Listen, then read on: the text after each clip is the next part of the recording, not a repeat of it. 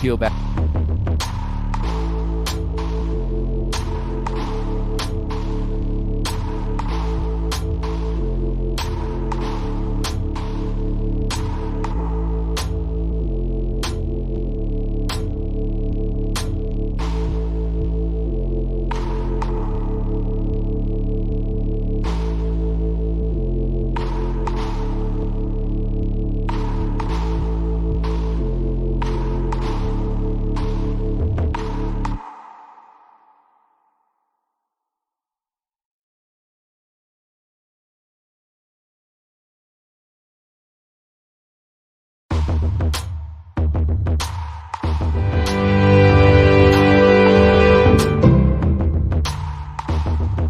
Some of those kind of unanswered questions of all the you and Jackie drama, because it seems of all the storylines, that seems still to be the most incomplete in terms of what happened, what went down.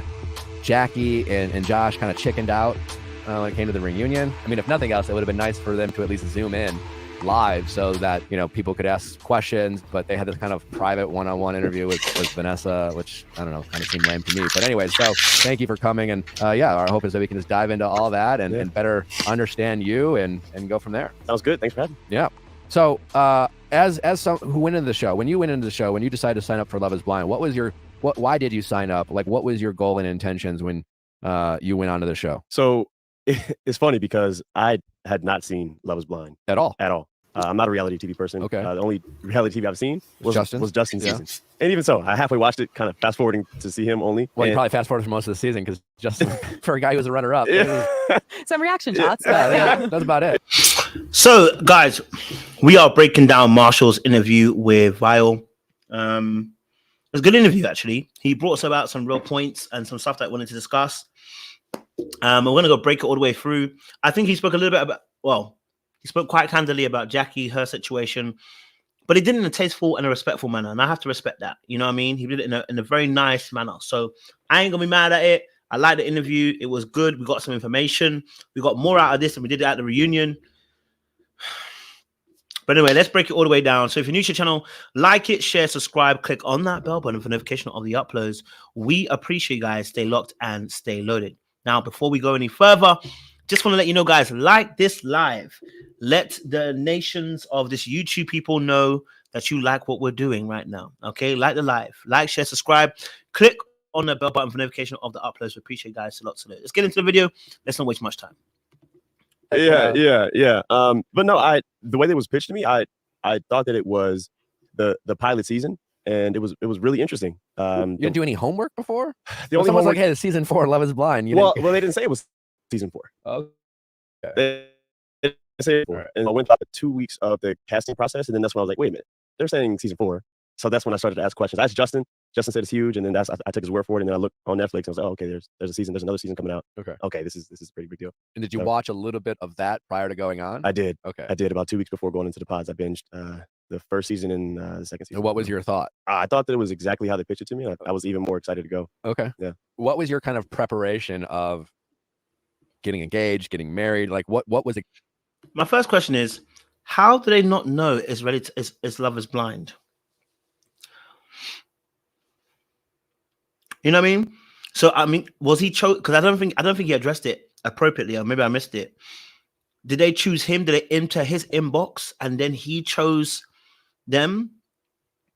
Because I'm confused. Like we're just going on random TV shows, not knowing what we're going on. Like, you know what I mean? Like, I wasn't sure. So that was a little bit confusing. But hey ho, let's play. Exciting about it to you as it relates to the expectations of the show? Yeah, I think that I've always been ready to get married. I mean, this isn't my first engagement. I was engaged before. Oh, okay. Like me. And so I was just so wrapped up in the thought of finding love in a unique way and having it documented. That was a really awesome opportunity. I feel like it was a once in a lifetime opportunity. So jumped at it. What happened with that first engagement? When were you engaged? I was 23. Okay. And it just didn't work out. You know, we just decided to call it off. It was a very amicable split. Okay. And it was just not right. How'd you realize? Now, this is where we need to be really diving deep, because this is the kind of information that's been really important. So at 23, he was engaged. At 23, he was engaged, ladies and gentlemen. Why was he engaged at 23? What happened and it didn't work out? You know, what were the mistakes that were made in that relationship that brought us to this point where we're not going to be together anymore? Let's listen. Is that? Well, a lot of factors actually. We moved into, and we actually moved across the country. We bought DC here and to an apartment. Pandemic hit. So, and we were better off as things. Okay. Mm-hmm.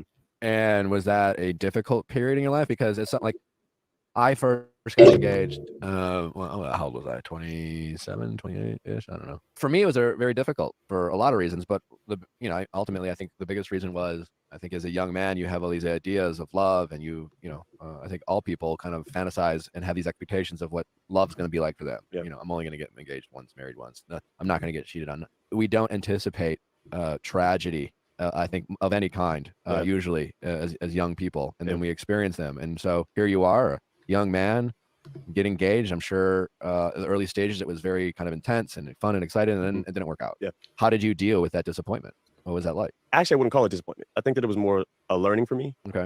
You weren't disappointed at all? No. Because we had been together for 3 years prior. So, well, not 3 years prior, but up until that point, it was 3 years. And so we learned a lot about each other, and it just dissolved how it should have. And so there was no disappointment. I just took a lot of lessons from it. So that's when it was a year after that when Love is Blind reached out. And that's when I said, okay, I'm going to give it another shot. All right. Yeah. You ever feel like the story is missing, like it's missing bones? Like there's a lot of meat, but no bones. Or rather say there's too much bones, not enough meat. Because the question, in a sense of why they failed, is because they said they were on top of each other. They were on top of each other, and COVID happened, and so I guess they kind of found out that they weren't really mixing together. But again, it wasn't really explained as to what the real cause of your breakup is. Like, I still don't get it. What actually broke you guys up? Yes, you were on top of each other. COVID happened, but what is it? So did you guys realize that you were incompatible? Did you guys realize that you weren't great together? Like, maybe I missed it. I don't know. Again, because he does actually say that Rochelle reached out to him, so maybe I missed it as well. But it's interesting how he said he wasn't disappointed. Why would you not be disappointed? If you're engaged to somebody and it doesn't work out, why would you not be disappointed? No, I get, of course, you might be relieved, you might even be happy, but the fact that he's not addressing that emotion, I mean, I wonder what that actually means. You see, because sometimes I identify with Marshall a lot, and we can be seen as absolute lover boys. We can. And I would class myself as sometimes as being, you want to call it as, I'm a lover boy. But when you talk about being a lover boy in the aspect of trauma, what you're saying is, when I give out with silent expectation, so I give a lot with a hope it will be returned, but actually dealing with my actual own emotions can be an issue. Dealing with actually what I'm feeling within could actually be an issue. So the outer appearance of being a lover boy is all about the outward expression of wanting to care about somebody because you want that care back. So you do the absolute most, which is why he said he did all these things for Jackie and nothing returned for him. So you're on the show. Mm-hmm. Was Jackie the only person you really connected with, or were there other people? Yeah, no, there were other people. Keisha, I connected with Kendra as well, and I mean, Tiffany also, but the age difference, and I just felt like her and Brett would be better together. Sure. But yeah, Keisha and Kendra were definitely in my top 3. Okay. Yeah. When did you really feel like your connection with Jackie was something that you thought you wanted to focus and invest on? Honestly, from day one, I had just known that she was at the top of my list. What was it about that connection? And I'm guessing, like, again, or how much did your previous experience and your previous engagement, how much, if at all, was it that in the back of your mind in terms of using that experience to help guide you this kind of crazy intense? Chella, you asked 2 questions, man. You asked 2 questions. So now you missed the question. The first question you was going to ask is a very easy one, which was, What made you choose Jackie? We needed to know that first, and then you ask the second question about the fact that, you know, did your previous history make it feel that way? Because is now you've gone into the second question. He gonna forget the first one, because the first question was actually a really good question. You've kind of killed it with 2 questions. Experience that is love is blind. Yeah, you try to take all the lessons that you've learned in all of your experiences in life and try to apply it, but this was just such a unique experience that honestly a lot of those lessons went out the window because it was a very pressurized situation, and I gravitated towards Jackie because it was easy. We were Easy how? the moment that we stepped in there, she made me very comfortable. She has this persona in the pod. She had this persona that was just encapsulating. She would come in and introduce herself in a very unique way. Can you give us an example? Can you do a Jackie impression? Yeah, this is Jackie B from the 253. You know, Okay. that was her thing. So she had a lot of personality, a lot of charisma. Mhm. There is. Yeah.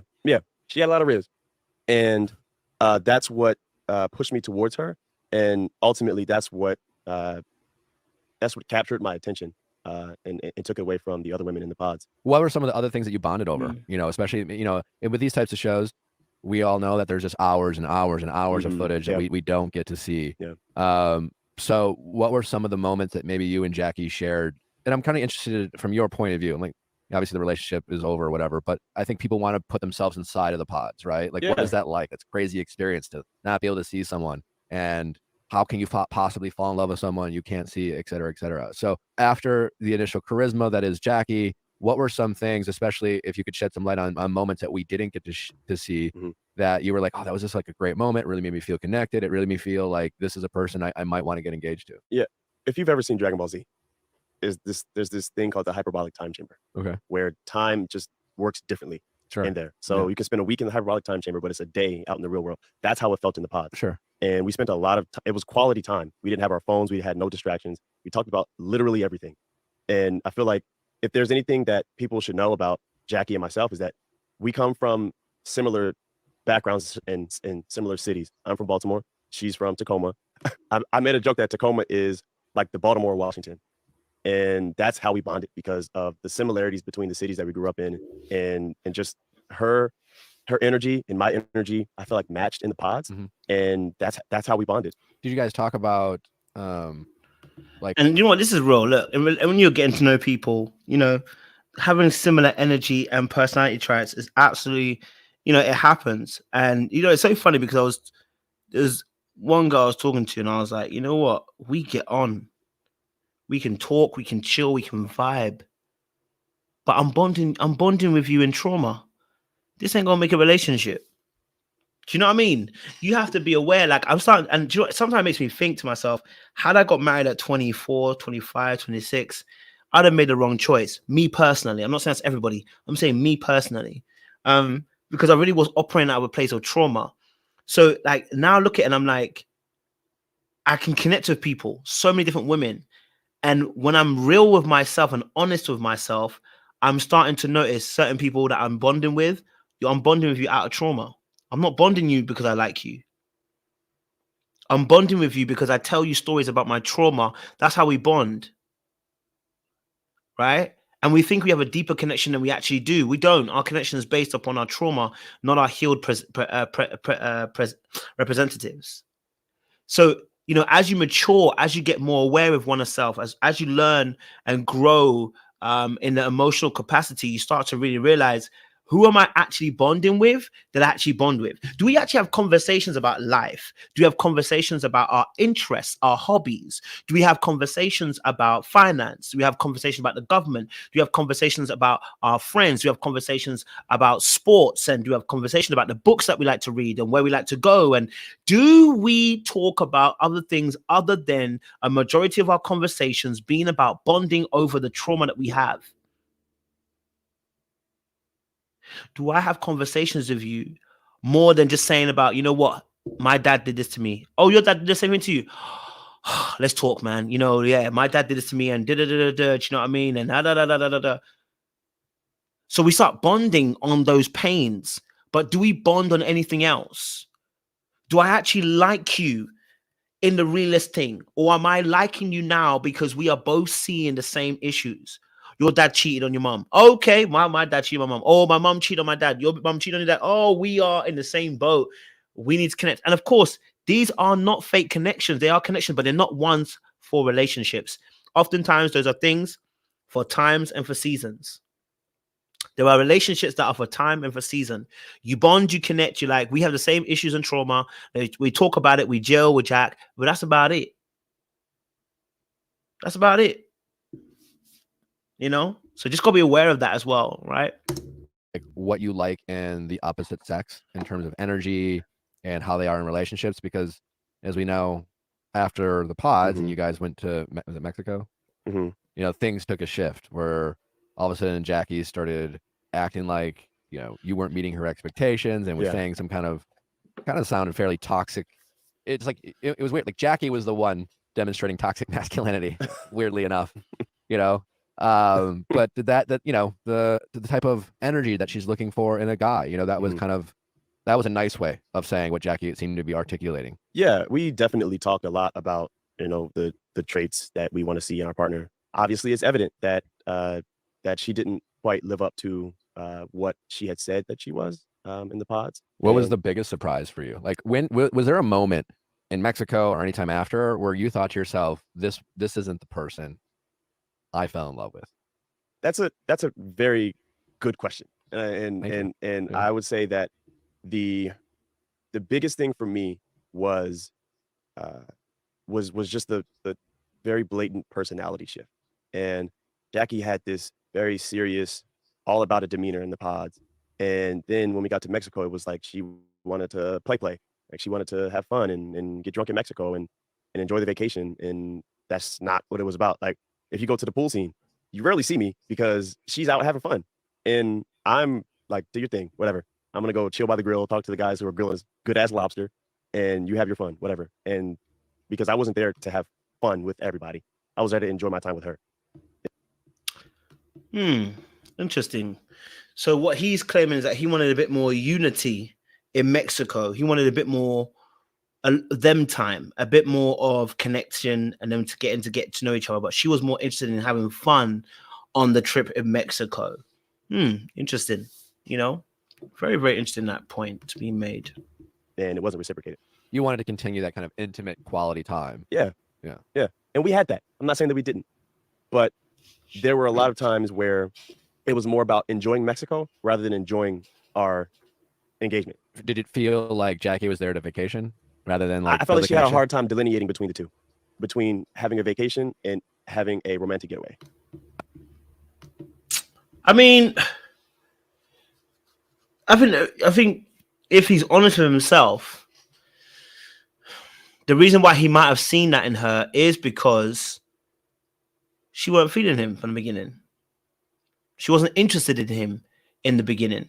So you're even looking at the way that she interacts in Mexico as being more or less somebody who's detaching themselves from the reality of the situation between you and them. And so maybe that's why you sense that energy. I'm not saying it's even wrong or right, either way. But she may have been uninterested from the beginning, and that's what also caused a gap between the two of you. And you probably saw the gap. All right. Okay. You probably saw the gap as well, but you don't want to call it out maybe as that such. But, you know, I think, you know, two people's idea of having fun, he may have wanted it to be more intimate. She may have been maybe wanted to be a bit more extroverted about her stay in Mexico. Maybe want to explore, go places, do this, do that, do this, do that. But maybe not necessarily just with him. You know, maybe she wanted to also have fun with the other girls or whatever, or guys as well. So maybe that's also part of it as well, you know. But yeah, that's a fair point. Fair point. I want to go back to when you were in the pods. Mm-hmm. And I say this kind of as a joke, but you do know not to pick a fight with a guy with cotton ear, right? Like, you know. Hey, bro, listen. Like, listen. I honestly. Did you know? I was. Wait, so what is cotton ear? How do you know what cotton ear is? It's cauliflower ear. Cauliflower, sorry. Okay. Cauliflower. Yeah. You know not to pick a fight with a guy with cauliflower ear. Yeah. Cotton ear. Sorry. I was picking up what you. Thank you. I was never going to physically fight Josh, and that was banter between my producer and I. No, you know what I'm saying? Shit, yeah. But you know, there was a time where and it was at Chelsea's birthday party. I didn't give a fuck.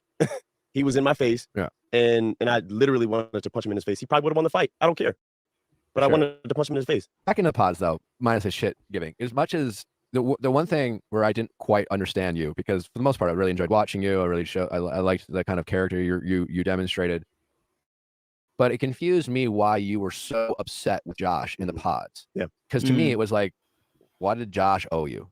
You know, like it came across, and again, we didn't see it accurately, but it came across as you built a connection with Jackie. You were open about that connection with the boys. I don't know what Jackie said to the other people she was dating, including Josh, but it also, while watching it, people in the pods were kind of aware of the other connections people were forming, right? But it sounded like Josh. I do feel like we should give Jackie some grace, because, you know, she changed her mind, you know, because she had trauma. And, you know, she always knew that she loved Josh. She didn't say it, but she always knew that she loved Josh, you know, and I think we should give her some grace. Okay, I think we should. The same way we give Zach grace, I think we should give Jackie grace. Because you see how happy Jackie and Josh are? Do you see how well they get along? I'm just saying. You see how Josh and Jackie get along? I think we should give Jackie the same grace. Okay, I think we should. Because her trauma is what took her to Marshall. But her reality is what she realized Josh was. You know what I mean? Josh was her first pick. Josh was absolutely her first pick. Can you not see it, guys? Are you not seeing the fact that Josh was her first pick? She never wanted Marshall. You know what I mean? She never wanted Marshall. She wanted Josh the whole entire time. So her going to Mexico meant nothing. No, that wasn't even her making a choice. That was her just trauma, just carrying her along into Mexico, and her trauma just causing her to choose Marshall. And absolutely, you know, just seeing Marshall as she did, we shouldn't even hold her accountable.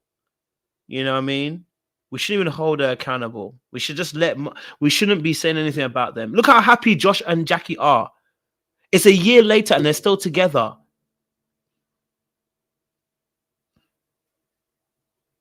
Okay.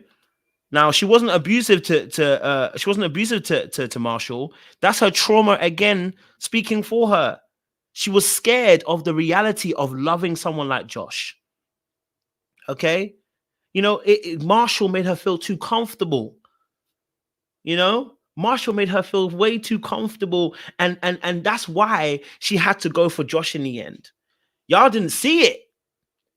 Okay. All right. Second choices work too. Okay. Second choices are actually first choices. So just want to let you know, do you see what's happening here? He's letting us know that unfortunately her trauma really took her to Josh. Okay. All right. And I think we should hold the same grace that we hold up for Zach as we do, and Bliss as we do for Josh and Jackie.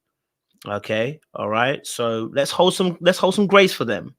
All right. Let's hold some grace for them. Now I see why Vanessa held grace for them. I see why she held some grace for them. Clearly. Yeah. So let's not be mean to Jackie. All right, guys. All right. It's trauma. All right. It's trauma that makes her choose the wrong person. Josh has decided to keep that shit to himself, which, to be honest, I don't have a problem with. Neither. But it seems like you took exception to that. And so can you clear that up as to why you seem so upset in that moment when Jackie told you, hey, there's another connection I have that kind of caught you off guard. You know, like he's, but like, you know, maybe that was true. Yeah. True, you know, they're still together, so maybe he only liked Jackie. Yeah. So the reason why I was so upset, there are actually multiple reasons. So I had no issue with learning the fact that Josh was seeing her. I knew that we were all there dating each other. You know, that was not the issue. The issue was, one, when I learned that it was Josh, and I had a very, very deep connection. Like we like a friendship. We were almost like Brett and myself, we were almost that level. Gotcha. You know what I'm saying? So I'm sitting here bearing my soul to this dude about a girl that he is also in love with. So I felt like I slighted him as much as he's sliding me. And let me just tell the real here. He didn't just say that to Jackie, the fact that he was going to pack his bags and leave if he wasn't leaving with him. He said it to Monica too. Oh. So that's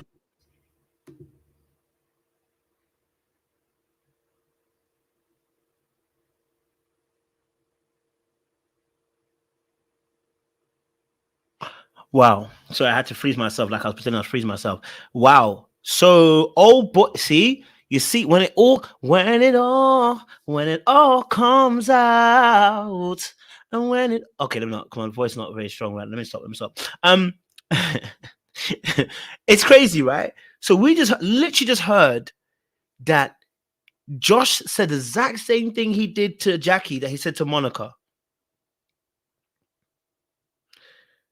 The exact same thing he said to Monica, the exact same thing he said to Jackie. Oh, so that's why there's trouble in the waters. And when it all falls down, you know what I mean? So, yo, that is crazy. You know what I mean? Bruh, madness. Got upset. Like this is a day. He thought he was spitting game. This is a day before proposal. Yeah. This is the epitome of the pod's experience, the proposal day. And you're coming in here and you're going to say that thing to two women at the same time. That's so the day before. Before proposal.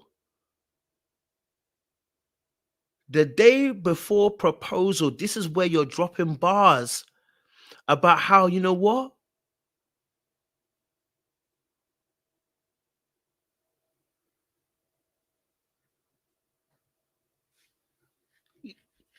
So Josh is really, I mean, we knew Josh was a player. We knew Josh was a player. We knew that already. Somebody who tells you, I don't want to tell anybody what I'm doing. Yeah. So, wow. So wait, why didn't the Monica thing work? That's what I want to know. Why didn't the Monica thing work?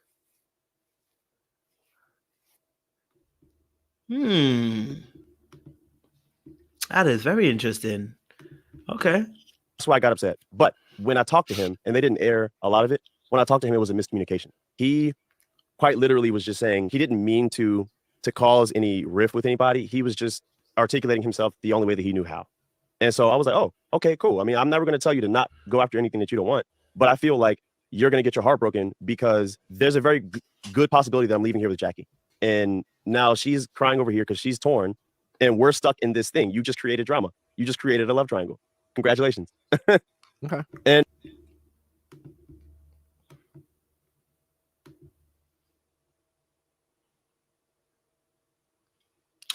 it still doesn't make sense, right? Okay, so here's what I don't get. It still don't make sense to me. Okay, so he said about obviously he's created this love triangle and congratulations, that's why I was annoyed at him. But the reality is, bro, why are you annoyed at him? No. No, I know why you're annoyed at him. It's because you're failing to actually assess who the actual issue was. The issue wasn't Josh. Did you get it? Whether Josh lied or not, Josh isn't the issue. The issue is who? Jackie. Right? That's why Josh and Jackie work together. They're both manipulators. So when Josh goes to tell Jackie, I'm going to leave if you don't, and Jackie accepts it, she accepting it, but who? How can you be mad at Josh? You're not dating Josh. You're trying to date Jackie. So you can't be mad at Josh. You can only be mad at Jackie, but you were mad at Josh. You've missed it. You're doing what we say about when sometimes when women find their man cheating, instead of blaming the man, they blame the woman. You're doing the exact same thing. You're letting your emotions take you overboard.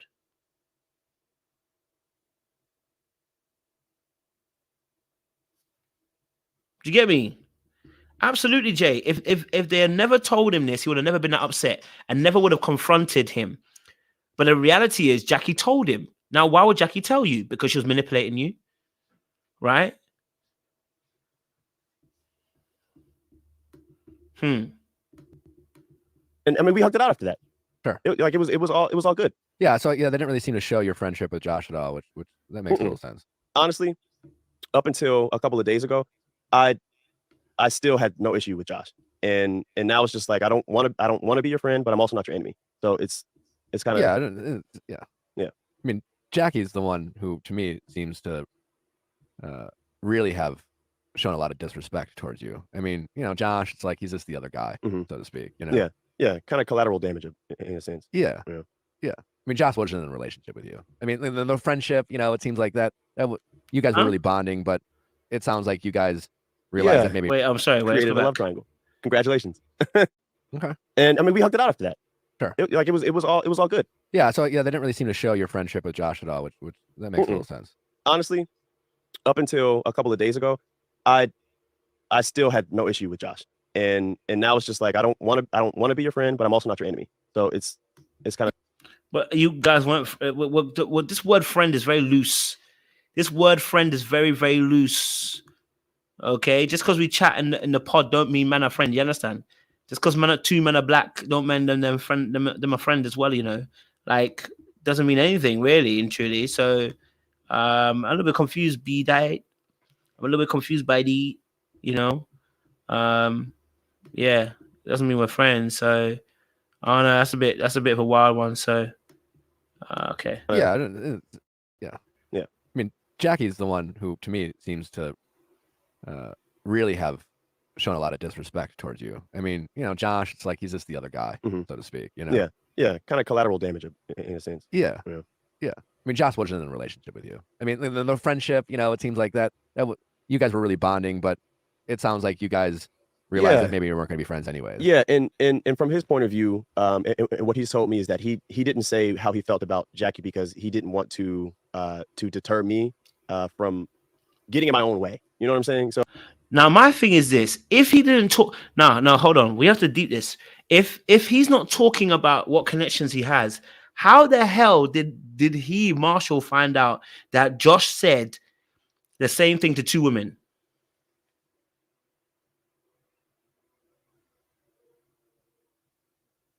I need to know who was leaking that information. Who leaked that information to him? Now, let's deep it now. Remember, Marshall was not in these conversations. So how does he know that Josh spoke to both Monica and Jacqueline and said those things? We know how Jackie told him, but how did he know about Monica? Because was Monica one of his connections? I don't think Monica was. Did he not? I don't remember him mentioning Monica, did he? Or maybe he did. If he mentioned Monica, then it makes sense. If he mentioned Monica, then it makes sense. Because that's why he said he was frustrated at the point. Okay.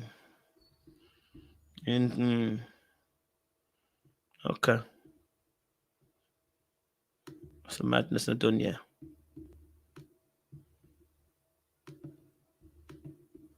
I thought that Monica's not Casey, right? That's not the same person, right? Monica and Casey are not the same person.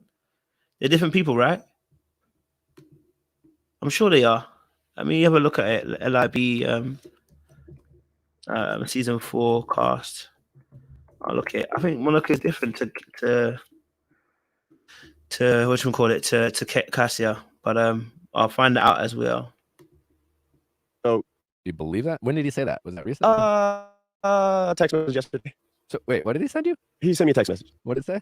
He said a lot of stuff. You can bring it up? No. Come on. No. Marshall, we gotta push you. No. Private between Josh and myself, and it'll stay that way. But I'll say what I can, and what I will say is that he told me that he didn't want to step in, and told me that in the pod. So I mean, if there's footage of that, then they can release it, whatever. But he didn't want to get in the way of the way that I was feeling, because I was professing my love for Jackie every single day. Sure, but what does he mean he didn't want to get in the way? Like he was doing you a favor? That kind of sounds condescending. Yeah, and it got brought up at Chelsea's birthday party, where he said that he put my feelings over his, and now he's going to choose himself and put his feelings over mine. But I'm like, you could have did that 4 or 5 weeks ago. Like, what's the difference? And so I take it with a grain of salt, but at least he reached out, Years of photos, video, and porn. What does that even mean? What does that even mean? What does that even mean? So he told you basically that, I put your feelings above mine. I allowed you to win, basically. I allowed you to have her. I don't know. I don't get what that means. What is, you know what I mean? Like, you're gonna have to go into depth for us, Marshall. What are you actually saying here that he's saying? How did you interpret that message? You know, important documents across all your devices. someone tells you hours and hours.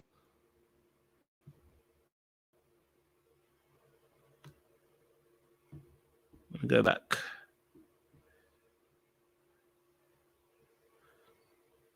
Okay, cool. Okay. It seemed you seem like one of the couples that was like, okay, I like the Marshall seems like emotionally mature, you know, like Jackie maybe can kind of, you guys seemed like you could balance each other out a little bit, right? And we were. But that changed obviously very quickly. You know, she's in Mexico. She's having a hard time determining whether it's, you know, fun time or vacation time or here to build a connection. But then did she mention any of this family stuff in the pods? Because that seemed to be like a massive excuse when anytime she was kind of emotionally taxed, she would bring up her family. And it sounds like I know her dad's dealing with some health stuff, but me personally, I've been in this world far too long. Like, it just seems like some people, it's just like if your family members are too sick, don't go on TV. But I'm curious, as someone who like got to meet this person and talked for hours and hours and hours, how much did her family life and her responsibilities that she said she had and the health of her father or anyone else in the family, how much did that come up? Well, first, I'd like to say I'm praying for her father's health. I had no idea that he had cancer. Okay, so it didn't come up at all. Had no idea. You think that would be an important like, thing to bring up while, you know, pouring your soul to someone, you know? So wait.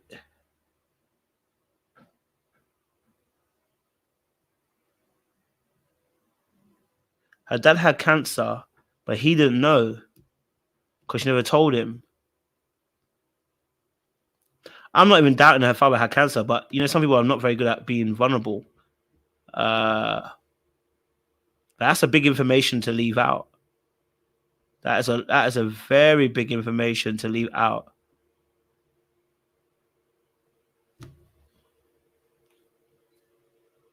Guys, let me just interrupt you quickly. I watched a video. On the cut with Tiffany and Brett. And Brett, they asked a question to Brett, who else did you think was attractive? Just a quick interruption. And he said Brandy. Now, I didn't know who Brandy was, okay? Because I had never seen Brandy. Why am I finding that Brandy's a white woman?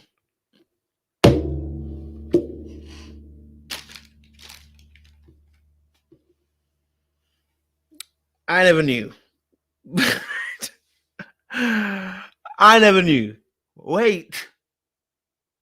So the one woman that he said he found attracted in her was Brandy. I think I heard that correctly, right? Because I didn't even know there was a Brandy in the show. I've gone to look for the cast, and Brandy is white. Now it makes sense. Why he was feeling some type of way, because the people that were judging him were coming from a particular background. I was trying to figure it out, like, what women are judging this boy this way he's talking about? They're judging him.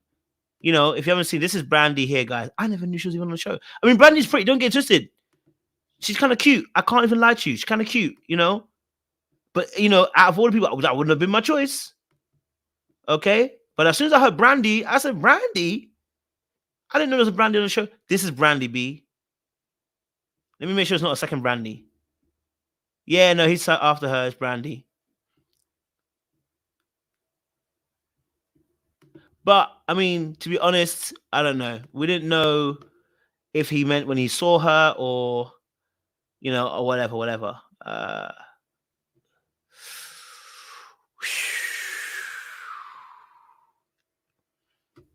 Anyway, you know, who am I? Who am I?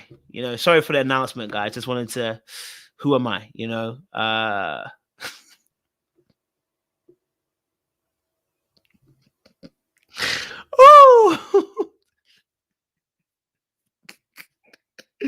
listen, I'm not gonna lie to you. Look, that's why I said when he was getting judged and he said he was getting judged, I said to myself, something is very, very off right now. I don't know what it is. Something's off. Because the people that are judging him, I was like, this doesn't sound like a black woman that's be judging you, bro. Okay? This don't sound like a black woman that be judging you, bro. So, you know, I don't know. But Brad, she is pretty. I'm not going to say she isn't. You know? I'm not saying she ain't pretty. I'm just saying it does make sense about what he was talking about, the judgments, because you're black. But you trying to make it about just class. Nah, brother, it's because you black. You blackity black, blackity black. Okay. All right. Let me just go to Monica. I wanted to show you Monica as well. So there's a couple of people that I didn't even see on this show. You know. Let me find Monica on the show. Hey, he's a little bit short, isn't he? Joan was in there. Okay. Cassia, we know Cassia already now. This is Kendra. Kendra's another person that was also, someone said they liked. I don't know who they said, but Kendra was another person that I liked as well. She's kind of cute. Micah, Molly. Oh, it's Monica. Okay. So Marshall like Monica. Okay. Okay. Cool. Yeah.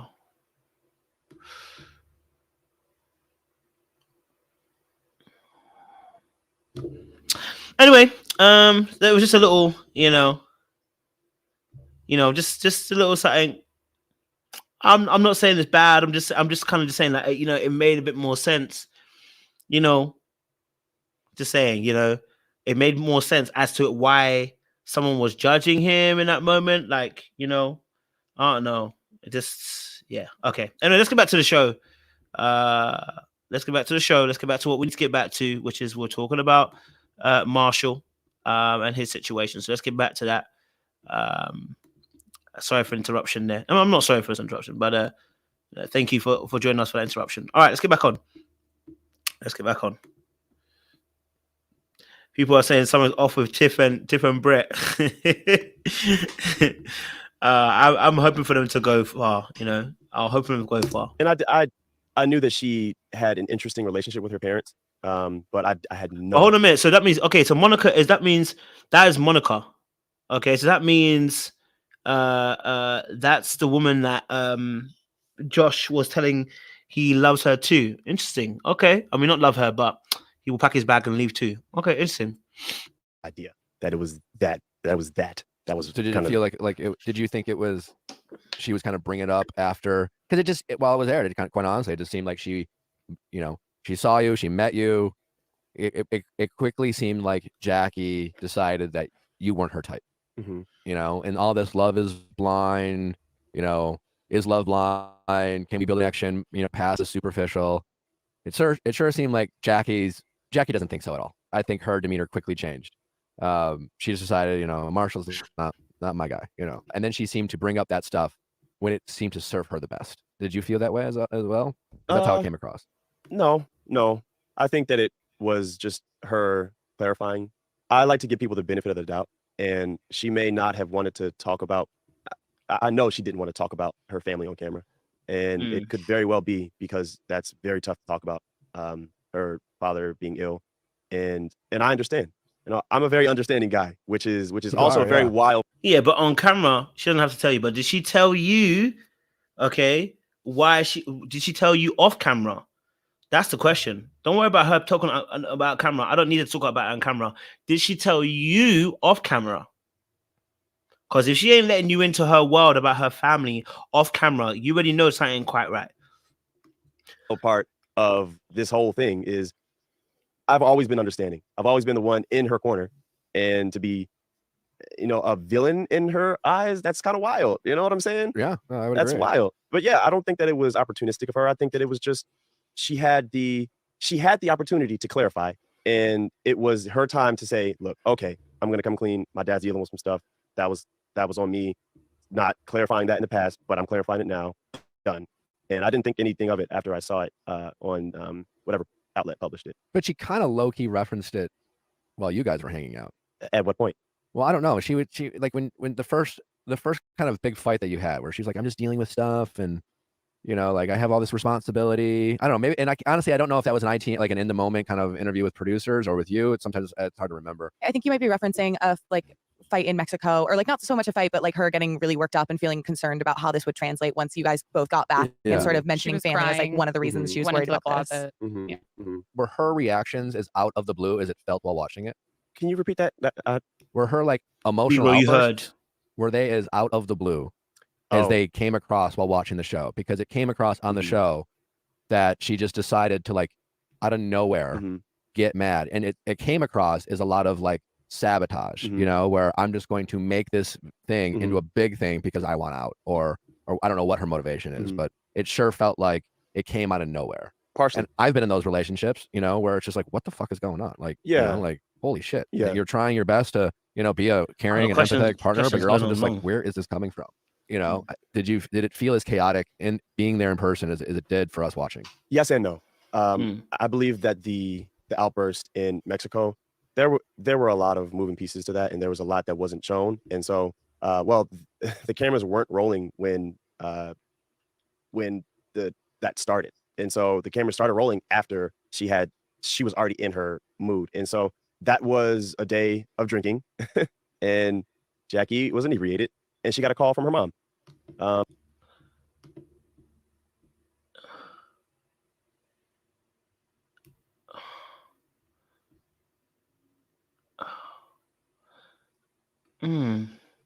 So she was inebriated. I'm guessing, did they go out that night or something? Or like the way he's saying that she was inebriated is almost as if she was drinking out of nowhere. Not like went out last night or went out this night or whatever, or she's inebriated with me, you know what I mean? Like it's a bit weird, isn't it? It's a bit weird. All right, a bit inebriated. You know, that's interesting. You know, that you'd say that she was inebriated to describe it as such. But why was she inebriated? Was she just drinking? You know, was it, you know, I mean, was it, you know, I mean, because again, that background too, like, were you guys just drinking together that night or whatever? Like, I just want a bit of background, because drinking is also a sign of something as well. So I want to make sure we can clear that out the park too. Okay. Z said I drank to get through some of her relationships. I feel you, baby. You know what I mean? I feel you. Her mom called the producer and wanted to talk to Jackie, and that's what spiraled her. What the content of what her mom was saying to the producer, that stays between them, and that's Jackie's story to tell. I'm in no place to say that, but I will say that that was the reason why there was a big outbreak, and it was because there was a lot of pressure on top of her being drunk, and the pressure of her family life, the pressure of filming, the pressure of being in a new relationship, that was a lot on her. And I mean, that's quite literally what happened in Mexico. Jackie was pretty open early on about. So all those pressures were affecting her at that point in time. Her mom called her and then she explodes.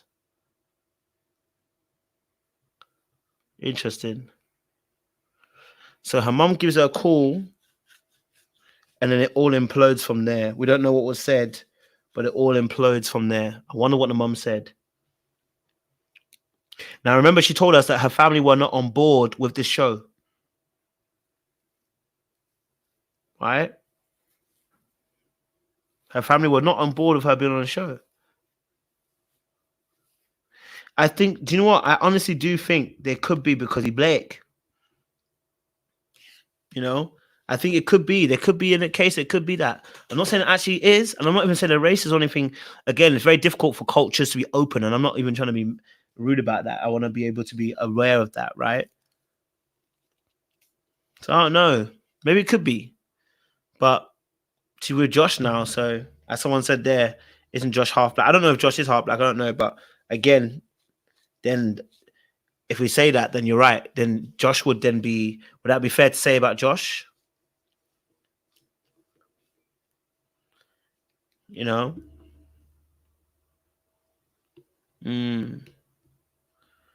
Okay, could be interesting. Her sex life, I suppose, or your, you know, he was like asking everyone if they had sex, and then that seemed to be a point of contention in your relationship, or how much. And she seemed to at least attempt to try to emasculate you or make some comments. What was that like for you? What was going on in your head? Because, you know, you're being called out by this woman who at the time you love, and it sounds like you were trying this connection kind of from a 360 point of view, emotional, physical, intimate, things like that. Yeah. What kind of conversations did you two have about sex and your sex life? And how did you try to get on the same page as her when she was bringing up some of these issues? Yeah. Sorry, Mom. I'm a freak. Okay. We had a lot of conversations about it. And we explored that in Mexico. We explored that when we left Mexico. And it was, and you can see it in that conversation when she says, we don't have sex, bro. I'm like, that's on me? That's on me? Yeah. Because she was dealing with a feminine issue. And I was waiting for her to heal. That's it. And that was really wild for her to bring that up. So this is a question about the feminine issue. What was the feminine issue? Now, I heard some of you say in another message when I did a video, is some that, thought it was a yeast infection. Some of you lot said, someone said herpes, some said, month of the month. Some people said, there's some other issues as well. So yeah, it could be any of those things, but waiting to heal, it might be a yeast infection, they're saying. Okay. Yeast infection. I don't even know how you even get those things, yeast infections, but clearly that's so. If she knew that, why would she be blaming him? Which is where we see that the person is deflecting, but also projecting, but also at the same time gaslighting. It's like, baby, it's not his fault. It's yours.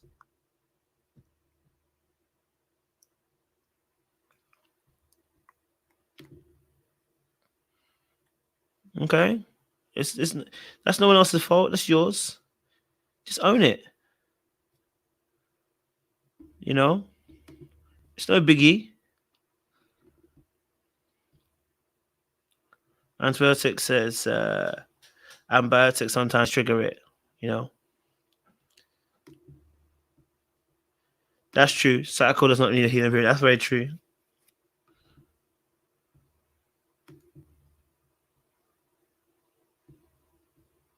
Who knows? I'm not sure 100% yet. So up and try to make it seem like I'm not crushing it. You know what I'm saying? I'm very comfortable with myself. Her bringing up certain emasculating things, it like sticks and stones, bro. It doesn't hurt me. It doesn't affect me. You're trying to jab me, and it's not. I'm sorry, it's not working because I.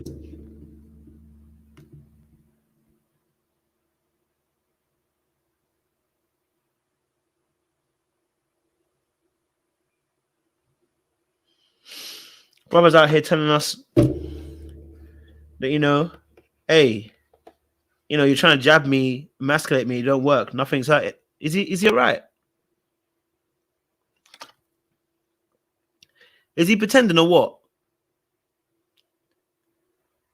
Is he pretending or what? He telling me words don't affect you. Why did you leave?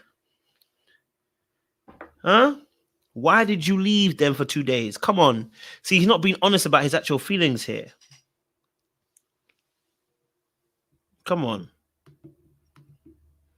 I know the type of man that I am. Yeah. I love the type of man that I am. And you can never take that from me. Why do you think she did that? Only she knows.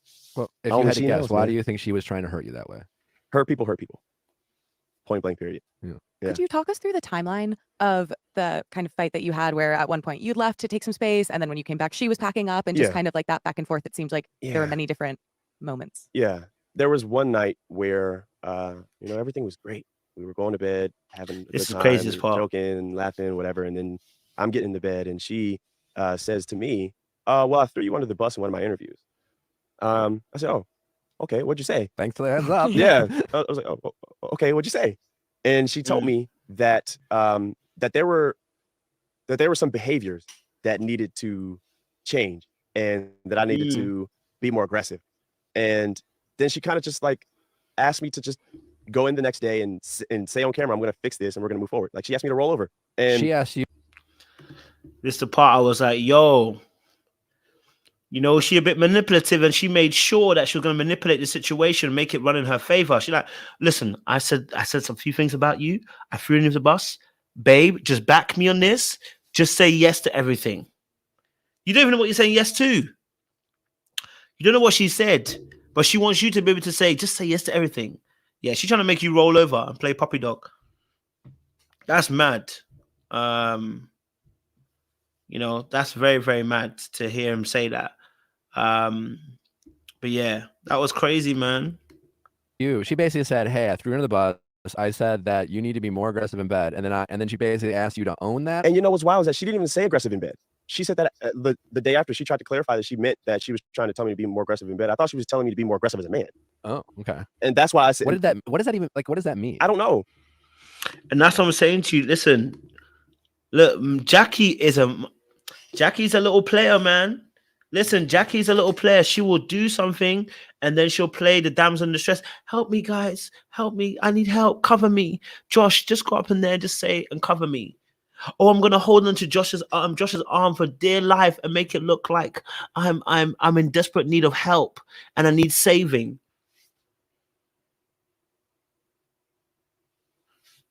Come on. You know you capping. I don't know. And so that's why I say that she didn't think of me as a man, because in that moment, those couple of nights prior, and I'll get to how long I left, but those couple of nights prior, that brought me to my knees. I'd done everything for this woman. I was carrying our relationship. I was cooking, cleaning, working from home, making sure that everything was good when she got back from work. I was washing her fucking clothes. I was folding her shit. I was doing all this stuff, planning the dates, trying to plan the wedding. And her telling me that brought me to my fucking knees. Yeah. That was. Hey, what, Marshall? What were you not doing in a relationship? Okay, what were you not doing in a relationship? Basically, he was the woman in the relationship, right? But basically, you were doing everything, bro. Now, the reality of the situation is you were probably doing all of this so that you wouldn't be rejected. You were doing the absolute most to feel validated so that you wouldn't be rejected by her. But she still rejected you, because the reality is, no matter how, the reality is when people want you, they want you, right? But you were trying to stop the rejection coming through. So you were doing everything just to feel validated. But the reality, it doesn't work like that. When it comes to men and women, you have to play your role. And you know, it's funny because I used to play. I still do a little bit now, but I'm a little bit injured. But when you're playing soccer or American football, whatever you call it, everybody has their role. Sometimes some players can do too much and they come out of position and they affect the whole team. So your need and necessity to want to help the team by being overzealous and doing everything, it actually means you leave the team exposed in the position that you should have been playing. That is what's happening with Marshall. I'm not saying that it's a woman's job to clean, cook, and everything, but I'm saying that the amount of nurturing he's doing in the relationship, he's actually taking her role. He needs to give her room. And any other woman after that room. Okay?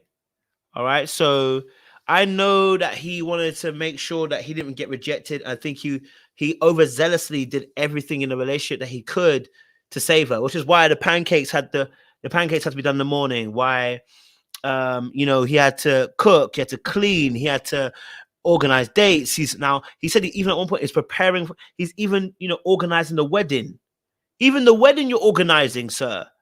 Right? And this is why I said about wounded males not realizing what position they play, because they always end up wanting to receive the love rather than give it. That's why I said, okay, that when you get into a position, when you're the male and the man, you don't want to be in a position of receiving love. You want to be in a position of giving it. That does not mean that you don't get love from your partner. What I mean is you want to be in a position of leading in giving love. That's what God organized for us to do. When we're wounded, we want to receive it. Do you see what I'm saying to you? And because they put themselves in position to receive it. Do you get what I'm saying to you? Right? So the same way that, how ladies want to receive love from their man. They want to be cuddled, taken care of. They want to be protected and this and that, right? Which is fair. We all want that in some capacity. But when there's a wound in a man, he will look for that. He will look to be in a position of receiving more than actually giving. And so what in some sense, what he was doing here, yes, he was giving in terms of doing all of these extra stuff that he was doing, but it was in the uttermost way of doing it, in having a silent expectation of wanting to receive back. That's why he was doing it.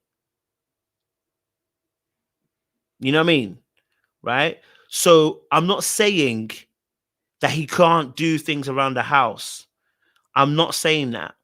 What I'm saying is, listening to his story, it sounds like, you know, you're in a position where you are giving, but you really are just doing it just to receive. Do you get me? Yeah. You're doing it to be liked. Okay, you're doing it to be wanted. You're doing it to be desired. You're doing it to be cared for. There's a genuine desire behind why you're doing it. You're doing it to be validated in that moment, right? And that means you can't be the bad guy, because you always want to be in a position of light. And a wounded male and a wounded man, someone like Marshall, how they got wounded, that aspect is they really want to be able to be liked. So they do things to overextend themselves to receive that liking and that loving and wanting, because now it's become a complaint. I did X, Y, and Z for you. I did all of this for you. Yeah, you did do all that things for them. That's why you're complaining about it.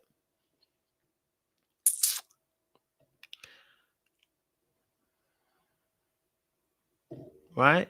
So he was doing whatever. He was trying to solve the jigsaw piece puzzle. Okay? He was trying to solve the jigsaw piece puzzle, the Rubik's. He was trying to solve the Rubik's of the relationship. Something's not quite right. I'm going to do all I can to make it work, to solve the issue. The reality is, okay, all right. The reality is that he has to play his role. Look, I'm only saying this because as a man myself, you know, I'm learning. Not even I've learned all the way. I'm learning that the more I heal, the less I want to receive. The less I'm trying to be assured and be reassured. And what that means is I don't want to put myself in a place where I'm consistently receiving. I put myself in a place where I'm constantly giving. Do you know what I'm saying to you? Right? So I'm just saying that when you're wounded, you always want, and the receiving is an emotional aspect, the return in the emotional care. You want your emotions to be validated so much. So yes, you will have to learn that. Play your position. Yeah. Play your position. Let her know there's certain things that you don't like what she does, and just let it be straight. Right? It was like, I'm holding up the world already, and she's adding more. And I'm like, I can't do this. And so I knew that I wanted to be with her, but in that moment, I did not like her. And I just needed to separate and take some time. So I went back to my apartment. I needed to be in a safe space. It's not that I wanted to leave and like escape and run away. No, I just needed some time. No, I can imagine that. Yeah, you're lying in bed. She drops this on you. Yeah. And I'm assuming, listen, like I know it's always used against people going these shows, but like you're told not to be self-aware that there is a TV show, and you're like told that you're not. So I guess part of it again. So if you heard what he just said, so he said he had to go home. He had to go home. He said, "Run away, love. Run away, love. Run away, love." Now, Marshall's only 26 years old. He's now wondering why the water is so cold. So, listen. All right. So, listen to this in this aspect. Rosemary said, "Does it include women too?" It can do. Yes, it can do. When women become fixers, when they always want to fix everything. I think what we're kind of saying for Marshall here. So he says he runs away. He went away for 2 days because he had to retreat to a safe area. And I think this is what I mean by having a lot of emotions.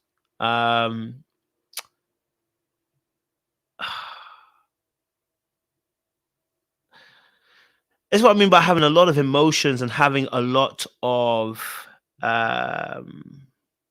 need for validation, right? that he retreated to his safe zone. And I guess maybe because maybe it's my toxic masculinity, I expect women to do this, not the men, because you gotta stand your ground a little bit, right? And of course, maybe he's conflict avoidant. That could be an issue too. But I'm just saying, like, I mean, personally, as a man, I don't want to see you retreating and going to your safe zone in this area, but standing your ground. Now, of course, go away, go for a walk, come back in, come back into the house. But the fact he had to go to his own apartment for 2 days, yeah, it gave, you're overwhelmed by your emotions. And then, again, I want to be kind and say, I get it. I'm taking everything into consideration. It's not just him going home. It's not just him going home. I'm taking everything into account. Right? I'm taking everything into account. And then I'm saying, when you add the going home too, it's like, but you just said to me that words aren't really hurting you. And yet now it takes you to now you've run away. You said words don't affect you. And I think this is why I said about being a nice guy, not a good guy, because you don't tell me the truth about how you really feel. Do you see what I'm saying to you? So if you're telling me words don't affect you, she can never emasculate me, words ain't hurting me. But if it gets to a point, that, now you saying that you got to go to your house to retreat to your safe zone, well, then clearly words are affecting you. Right?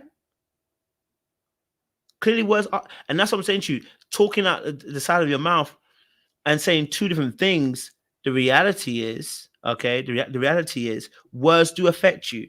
You can be real about that. You don't have to pretend as if you're not. You don't have to pretend. You don't have to. So words do hurt. Words do affect us. What she said affected you. You know what I mean?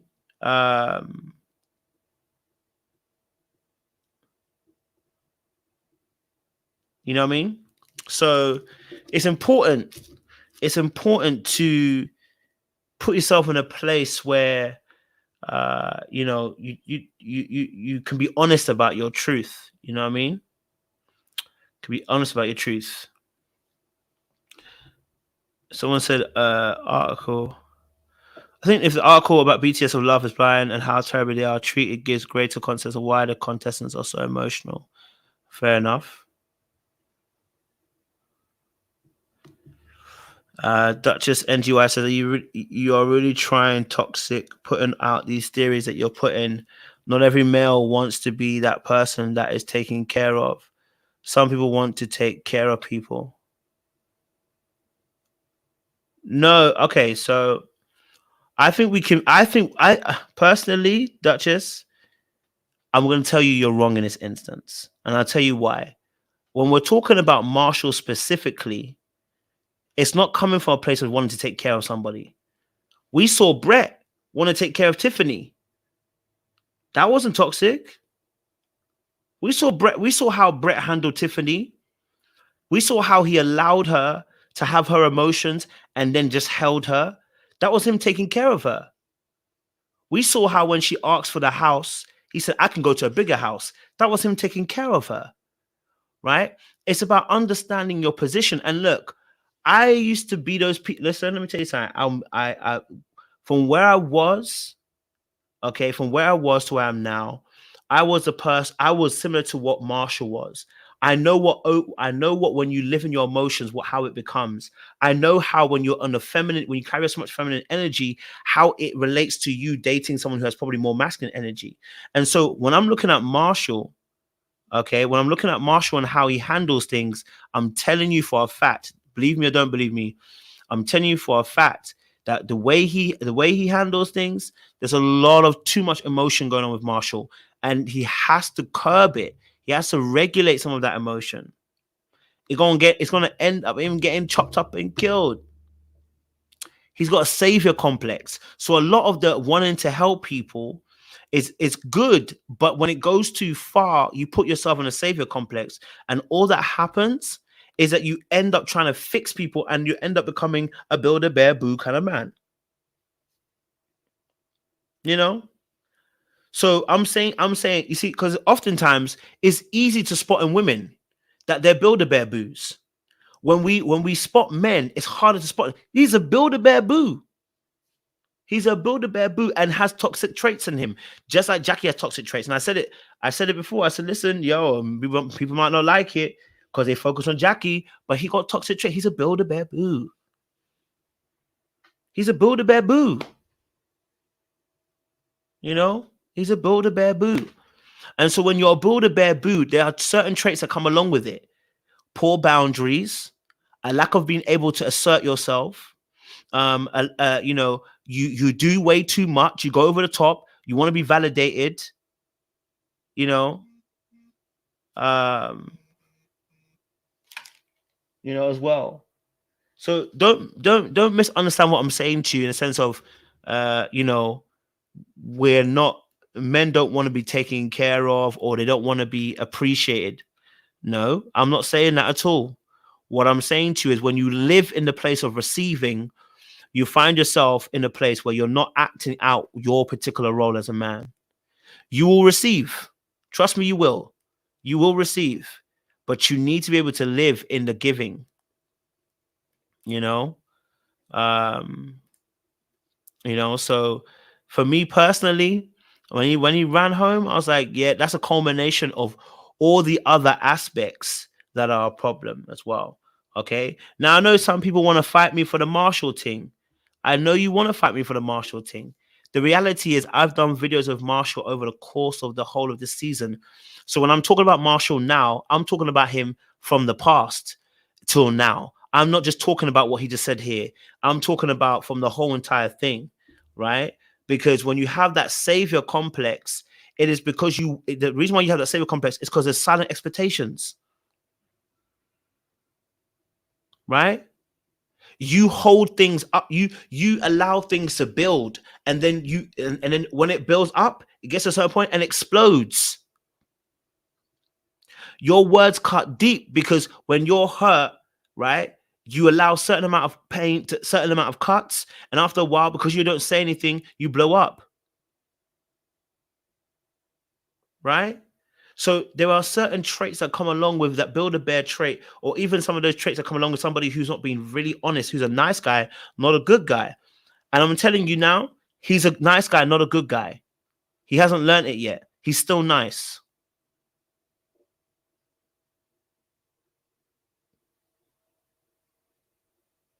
Real spit. He's a nice guy, not a good guy yet. He still isn't a good guy yet. When you're not able to live with the fact that you have to be a bad guy or a villain in somebody's story, so it stops you from actually saying something. Trust me.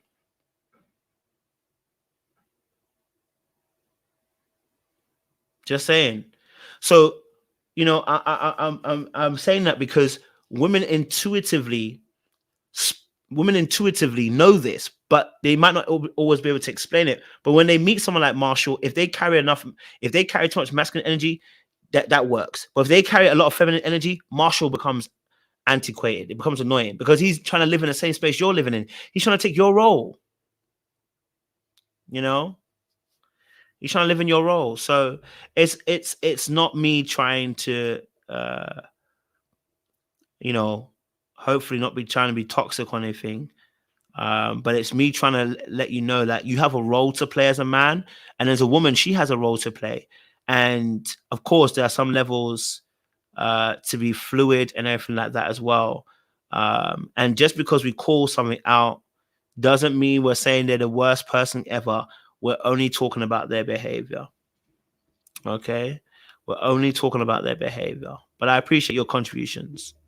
Not supposed to think about, because if you do think about how people are going to react, then somehow you're accused of being in there for the fame, or you're being disingenuous. But like, there's no way you could have been in that moment with Jackie where she is saying these things to you and about you, and that not fuck with you.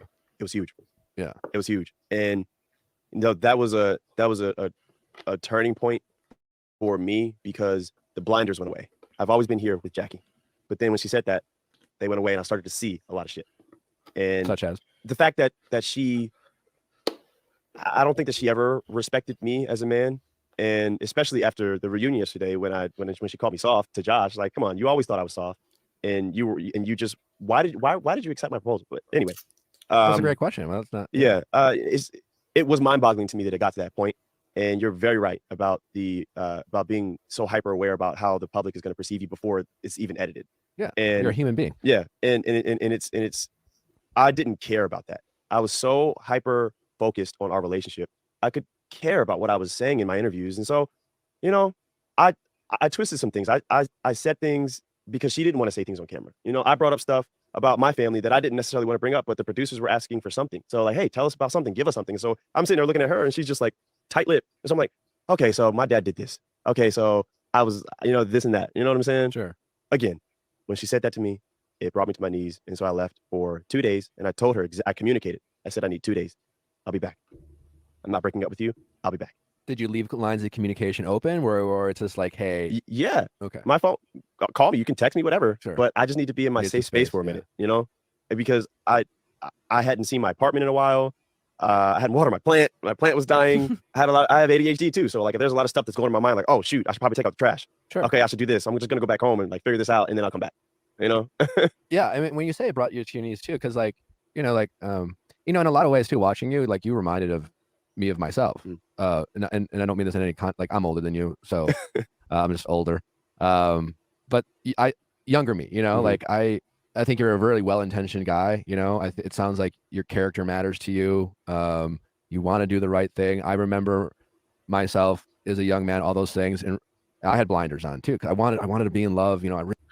And so just to prove, if you think I'm the only one saying this, Vile's about to say the exact same thing I just said to you guys in a different way, right? Vile's about to say the exact same thing I said in a different way. He's gonna call out Marshall in the exact same way. Look, I've spoken about Jacquelina already, so I don't need to talk about her that much in this. This is me talking about him first and foremost. But again, I want to make it very clear as well. Listen, if you're with me, I don't mind. I'll even cook breakfast for you. I like that kind of thing. I like giving massages. I like going out and buying you something that you actually wanted. I like that. I love doing those things.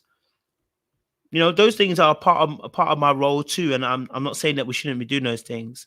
I'm saying in the sense of that I'm starting to, and this is why I said about roles in a sense. I think when you start to learn about the intrinsic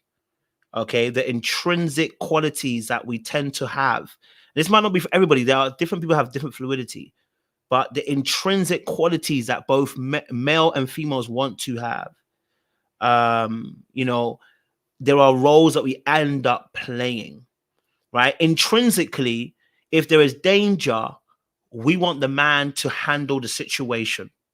Intrinsically, when I see a man getting aggressive and my female friend is talking to that man, I immediately get involved.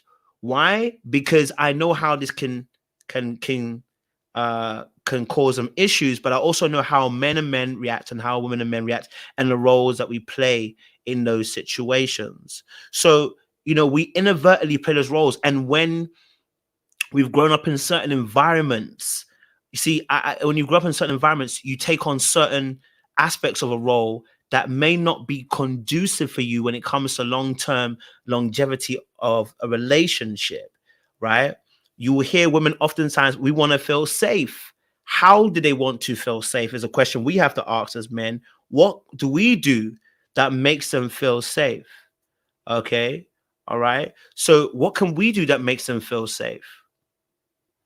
This is why a lot of times guys will look at girls going after bad boys and be like, I don't understand why girls go after bad boys, but I can understand why girls go after bad guys, because there are aspects of their behavior that are actually positive. Not everything, but there are positive aspects to their behavior. One, they don't take no shit. Two, their yes is their yes and their no is their no. right? Which means now I can trust his word. If he says he ain't doing it, he ain't bending. No matter what I say to him, he ain't bending. They can trust that, right? Now, he might go from 0 to 100 when it comes to other man, but she feels safe because she knows that if it comes down to it, this Negro will kill for me. Now, that necessarily is a positive, but it can also be a negative. He's 0 to 100. But again, it comes down to roles, okay? All right? It comes down to roles and how we promote that aspect. So again, it's when I was younger, I was studying to find out what is it that women like about men? Why is it that these women like these men? Like, why is it that they like? Because they're taking certain qualities, whether it's good or bad, how we look at it, they're taking certain qualities that are responding to them on a biological level. So if you learn how to speak to the biological level, you bypass a lot of even sometimes the society standards. So what I'm saying to you is that when you, as a, like for instance, Marshall, not that you can't cook, clean, and do all those things. What I'm saying to you is you've got to make sure the very first things are sorted biologically. And often those things are with self first, So, Jackie is somebody who's very caring, right? And I think Mr. Play kind of said this, right? He helped, he massaged his woman's feet. She didn't give nothing back. She started making excuses. That you can see is an inconsistent give and take with that person. They don't want to give you what you want to give them, and that's you serving her in those moments as well, right? Now, I can't imagine Josh cooking and cleaning and doing all these things. Yet, where's she gone to? I can't imagine Josh cooking, cleaning, folding her clothes, giving her lunch, and doing all these things, but yet she's with him. Why? Even though he may have negative qualities, there are aspects biologically that speak to her being. Josh looks like he can protect her. He can fight. Now, whether ladies say that, you have to fight someone or not, it don't matter. Josh will fight. You know what I mean? Josh will fight. That protection piece, he looks like he holds his boundaries. He said what he said. It is what it is, So it looks like Josh is a bit of a bad boy in terms of, he's got a bit of swagger. He's got a little bit of something dangerous about him. Do you have a little bit of danger about you? So, that's also a real thing. Women want a man that's got a little bit of danger. When I say a little bit of danger, it does not mean you have to become the baddest boy in the block, but do you have a little bit of danger? Everybody likes a little bit of danger. Okay. But apparently,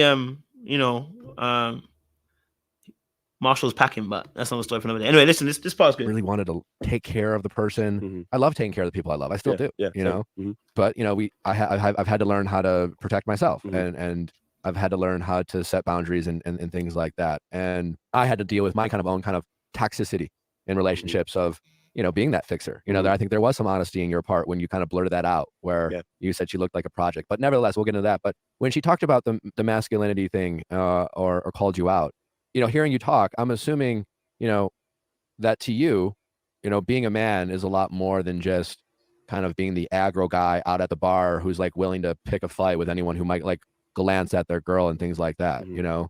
It sounds like to you, taking care of the person you love might even be laundry, Mhm. or being that emotional support system, or as you even said, she didn't want to bring up stuff about her family, so you're like, what, I'll take one for the team here.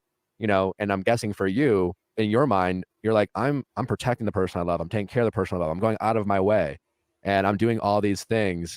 I might not be looking to pick a fight with everyone, Mhm. or getting super toxic in bed. Yeah.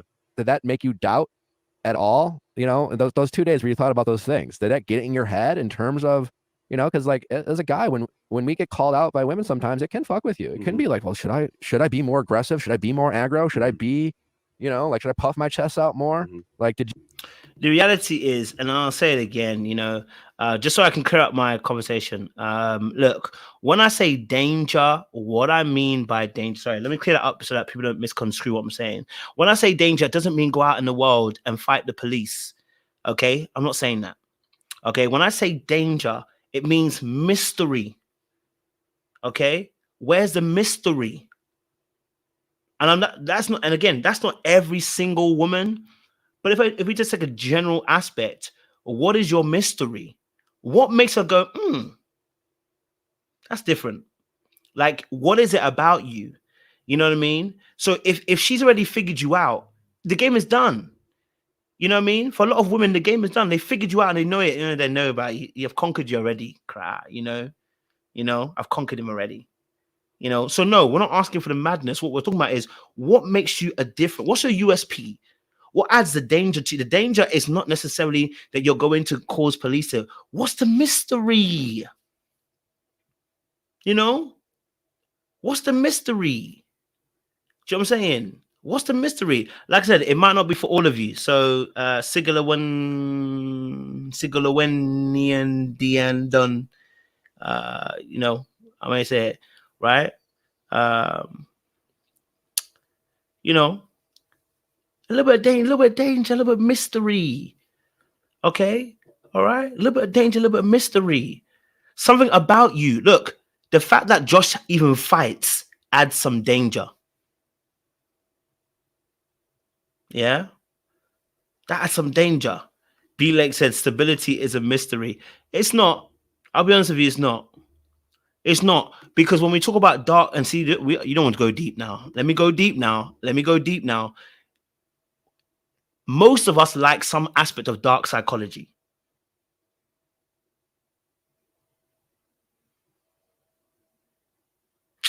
Sorry, I would say it, man.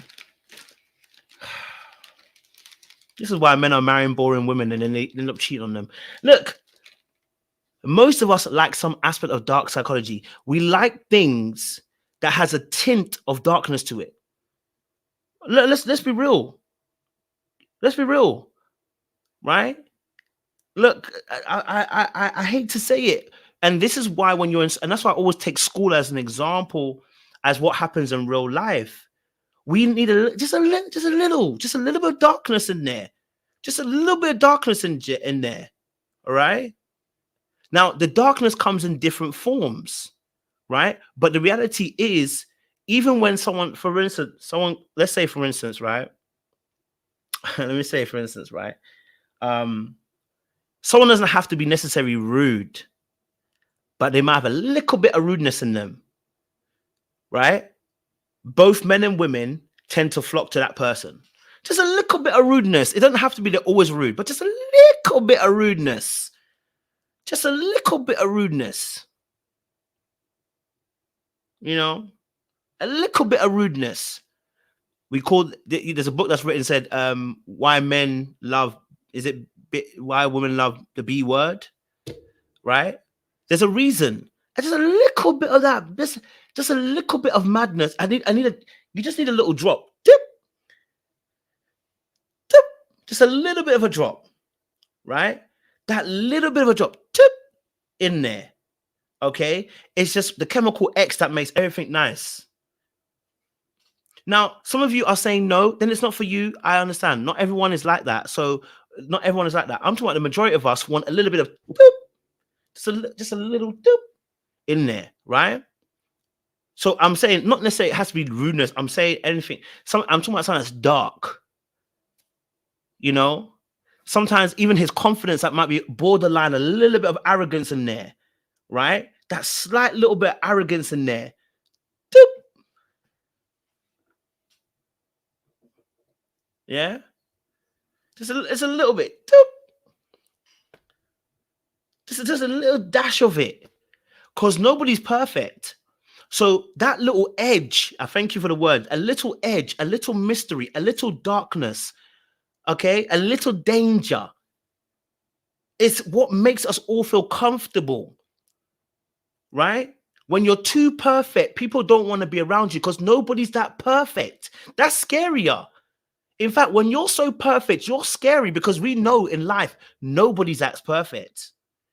You see what I'm saying to you? So we all want to see some flaws. We don't want to see major flaws. We want to see some little flaws, some things in there that are like, you know what?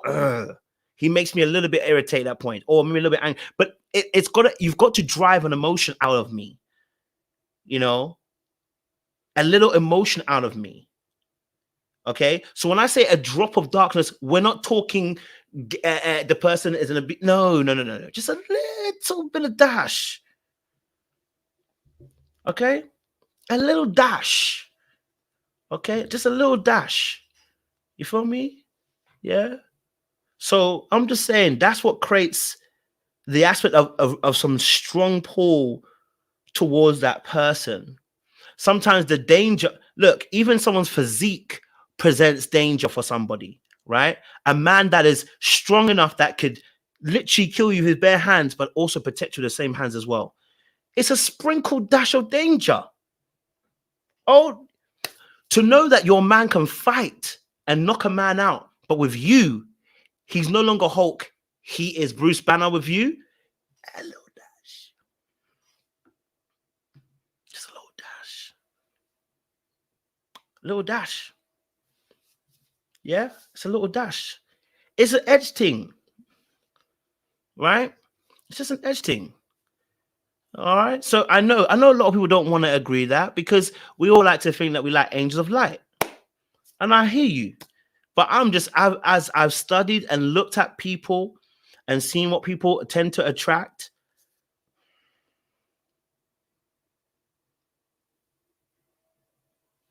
Yeah, no, I'm not saying you should. By the way, Andre, no one's saying be rude to, please don't be rude to your wives and your husbands. We're not saying that at all. What we're saying is they have something about their character, something about the way they behave, something, there's a little dash of something.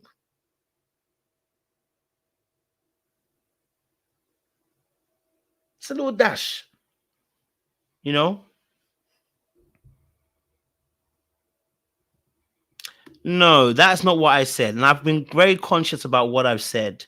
No one said about anything about abusive behavior. And this is when you can't differentiate between the balance of what you need in terms of having a little dash of edge and you go straight to the other side. It tells me you can't discern between the two. It's like, you know, that's not what we're saying at all. We're not saying that at all. That is not what we're saying at all. Not even close to, you know, no, that's not what we're saying at all. Okay, that's not what we're saying at all. Right? We do not want someone to be harmed. What we're saying is that people have an edge to them. Everyone has their edge. Everybody has their edge. There is something about you that gives you an edge that's almost in, there's a little bit of something that's like, oh, you spiked my interest. So we're not asking for people to go into abusive relationships. Don't misquote me into that. I'm not saying that at all. You know what I mean? Everyone has their edge. If you ask why you chose your partner, yes, they may make you feel safe, but there's something that gives you an edge. Yeah, healthy. Thank you, Mimi. A little bit. Have you ever gone on a roller coaster? The roller coaster is the best analogy I can give. What's so fun about the roller coaster? Which one are the best roller coasters? Is it the one that goes straight along the line? Nobody wants those roller coasters. What roller coasters we want? We want a roller coaster that spins, twists, turn around. Because a little bit of danger is what excites us as human beings. It gets our heart racing. Now, I don't want your relationship to be a roller coaster and literally have so many ups and downs that are so mad. But I'm talking about that feeling of a little bit of an edge. You want that. You know? So what makes you, you know, okay. You know? So, yeah. And everyone has different edges. That's true, Bridget. Everyone does have different edges. That's very true. Okay. Everyone has a little bit of an edge. Okay. Don't go for a roller coaster relationship. What we're saying is, what's that feeling that you have? It's that excitement. You want that person to pique you. You want that person to pique you, right? If you go for, and this is my last point, you go for a man, let's for instance, let me give you an example, right? You go for a man that has 3 or 4 or 5, 6 different women wanting him, right? That's his edge. His edge is that he has other women who want him. It creates an excitement. It creates a mystery. It creates this kind of thing. He's like, well, why do all the women want him? Right? Why do all the women want him? You see what I'm saying to you? I'm just saying, look, especially within Christian circles, we have this conversation, and the women are always saying the Christian men are too boring. Okay. It's because they have no edge. They have no edge. You have no edge. Something spikes you. Something is going to intrigue you. Someone's going to draw you in. Something about a person's got, oh, you got a little danger to you. Huh? Why do all the men like you? What is it about you? Why does all the women want you? What is it that? You know, why do all the people always laugh when you're in presence? You know? Yeah, why is that? What's that about? Me being on the screen is an edge. It's an edge. Because I've built a platform where I stand on top of the platform and people have to look up at the platform. It creates an edge. This is all parts of edges. You know? It's all parts of edges. You know what I'm saying? So when women complain about men being boring, and I'm not talking about from Jackie's perspective, but in general, right? That what they're saying is there's no edge.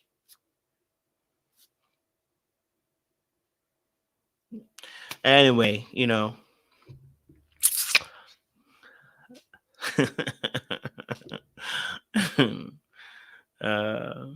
You know. I hear you though. Okay. But let's get back into the video. You know what I mean? You know, so maybe danger, maybe it might not be the right word. Andre, you're probably right. But we like a bit of a risk. Let's put it that way. A little bit of risk. Okay. All right. Yeah, let's call it that. A little bit of risk. You know, a little bit of risk. We all like a little bit of risk. Life is full of that, you know what I mean? Yeah, a little bit of risk. Dr. BW said, yeah, trust me. I'm just saying, man, you know, I'm just saying. That's why they left Marshall. But anyway, Did you let's go struggle with any of that while dealing with that? No, I wasn't going to change who I was for her. I think I just needed to figure out in those 2 days that I took, I needed to figure out if it was worth working through that and allowing her the time to understand and accept me. And that was a lot of the internal conversations that I had with myself when I was in my apartment for 2 days, staring at the ceiling, asking all myself the damning questions that I didn't ask myself in the pods. Was it worth it? And should I continue? And ultimately I came to the decision that this is just a relationship that I'm willing to go through the ebbs and flows of because I was going to leave with her. That was my mindset. Sure. I guess my question to you in that state of mind, what was it about the relationship with Jackie, or what was it about Jackie that you were still willing to fight for? Definitely, you know, and this is terrible, but it was the potential. I saw everything inside of her, and I saw myself in Jackie. You know, like there was a lot of stuff that I felt like I had worked through that she hadn't quite gotten to that point, that I could be the catalyst to help her get to that point. Very naive. Lesson learned, people. Yeah. But I quite literally, like she is a oral surgeon assistant. And in Mexico, she had her book studying for her anesthesia, not anesthesiology, but she could administer anesthetic. She was studying the and I'm like the material. I'm like, you're taking an exam to administer anesthetics. Why don't you want to be an anesthesiologist? You could be an anesthesiologist. You're a super smart girl. You're already studying the stuff. Take it a step further. You don't have to box yourself in being an oral surgeon assistant for your entire career. You can take this to the next level. And she Did you ask her though before you said that? I asked her. I said, do you see yourself going further than that? Okay. And she said no. And I said, well, no, you can do that. You can do this. I believe in you. I hear you, but this is where you remind me of younger me. Let's hear it. So as you heard, as you can see, what I said earlier on about him, save a hoe. Okay, he is, call him Hosea because he gonna come and save his hoe. Okay, call him Hosea because he's coming to save her. Right. So you see, this is exactly what I was talking about, him being a savior complex and having this, you know, wanting to save the person. I know this. I know I was the same way. So y'all heard my story. So you already know. Okay. Right. He wanted to save her. Okay. Right. He was looking at the potential in her. right? He was so preoccupied with trying to make her better, because really it's about his ego, because that's what people pleasers are. Really, not even people pleasers, I should say this. People who do build a bear boo. You've heard me talk about this several times. When you are a build a bear boo, okay, it is invested in you trying to save the person, and your ego is what's actually it's your ego it's your ego that is actually running you in that moment. So you're trying to save the person so that they can be so thankful for you, so that you can be validated. So this is why I said he has to learn this lesson, because you chose a project and you were right. You weren't lying. You know, you weren't lying. You were being real. You chose a project. You wanted to save her. This is why you are as toxic as why I said, I can't say as toxic, but you have a lot of toxic tendencies. And this is why you're in this situation. Okay.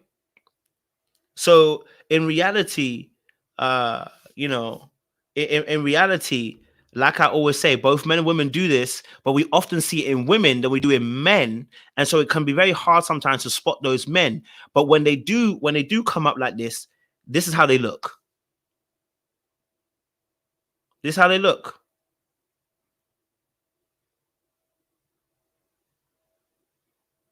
This is how they look. And I'm betting you this same behavior for Jackie was the same thing for the last girlfriend too. Was the same. I bet you was the exact same behavior. I know it.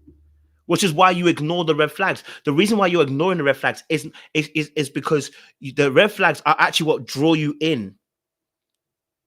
See, where you see red flag and you say, no, not for me, he sees red flag and says, absolutely for me, because I can turn this house around. What he's doing is what we do with houses. He sees a derelict house that's broken and battered and torn down, and he goes, what a bargain. I can do up this house, make it beautiful, and I can sell it for a lot of money, right? And I'll keep the rewards and the profits from this house. But the reality is, with human beings, you can't do that. If you build a house if you build a human being, okay, if you build a human being, you're building a monster. Houses are not people, right? So when you start building people up, they have to be thankful for you building them. Now they're indebted to you.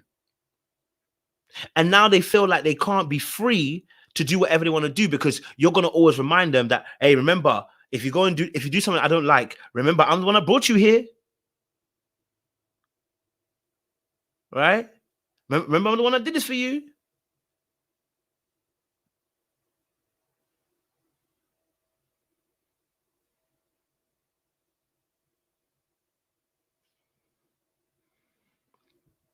Right? Yep. Trust me, he saw some red flags. He saw it in the pod. No, he saw it in the pod too. He would have seen it in the pod. Okay? I'm just gonna tell you, he would have seen the red flags in the pod. He would have ignored it. Right? He would have seen it. Well, I've had to learn as a guy who likes to help and fix and well-intentioned, that not everyone's me, and being our best selves and reaching our full potential can mean a lot of different things for a lot of different people. Yeah. And so I think, well, that type of language can come across as well-intentioned in your mind. It can feel kind of condescending to those people receiving it, because it can feel like, here you are, Jackie could have been someone who's like very proud of herself, crushing it. Like maybe she's literally fulfilling a dream when it comes to like, I always wanted to work in the dental field, and I always wanted to do this, but I don't fucking love school, and nor do I want to be a fucking dentist, because being a dentist means running a fucking business and having other people report to you. But what I can do is, as a surgical dental assistant, is I can have this job and have the quality of life that allows me to maybe be a mom or a wife or other hobbies, and so it's just one of those things where I've had to learn that kind of balance between, first ask those questions about like, hey, that's really cool. What made you want to do that? That's amazing. Is that, where do you want to, is that what you want to do? And just without making that person immediately feel like what they're doing isn't good enough. It's very nuanced. Yeah. And so, as someone with that mentality, I would challenge you and urge you in the future to take a beat. Yeah, Nick, I've learned my lesson, man. 100%. I've learned my lesson on that. Because I hear you. I mean, I've been you. multiple times. And it's just something that I think as men we can get better at in terms of just being supportive through encouragement. And there is a time and a place for challenging our partners to see their full potential. But it's also really important to acknowledge what they are doing and what they have done, and make them feel like you're really proud of what they're currently doing without immediately suggesting what else they could be doing. Yeah, and that was me projecting as well, because I'm always thinking about self-growth and opportunities to move forward and better myself. I hear you. And I projected it onto her unfairly. Yeah. Listen, I've done it multiple times. Done it in my 30s, so you're ahead of me. Even the brilliant call out, and that's what he called him out for, and brilliant. Said the straight truth, because the reality was, in that situation, he was trying to work on potential, right? He was trying to work on potential, and then he was trying to get plaudits for saving her life. Look, many people do this. Both women and men do this. They try to save somebody's life so that they can be applauded for it. They want to be lauded. They want to be worshipped. Okay, they want to be worshipped.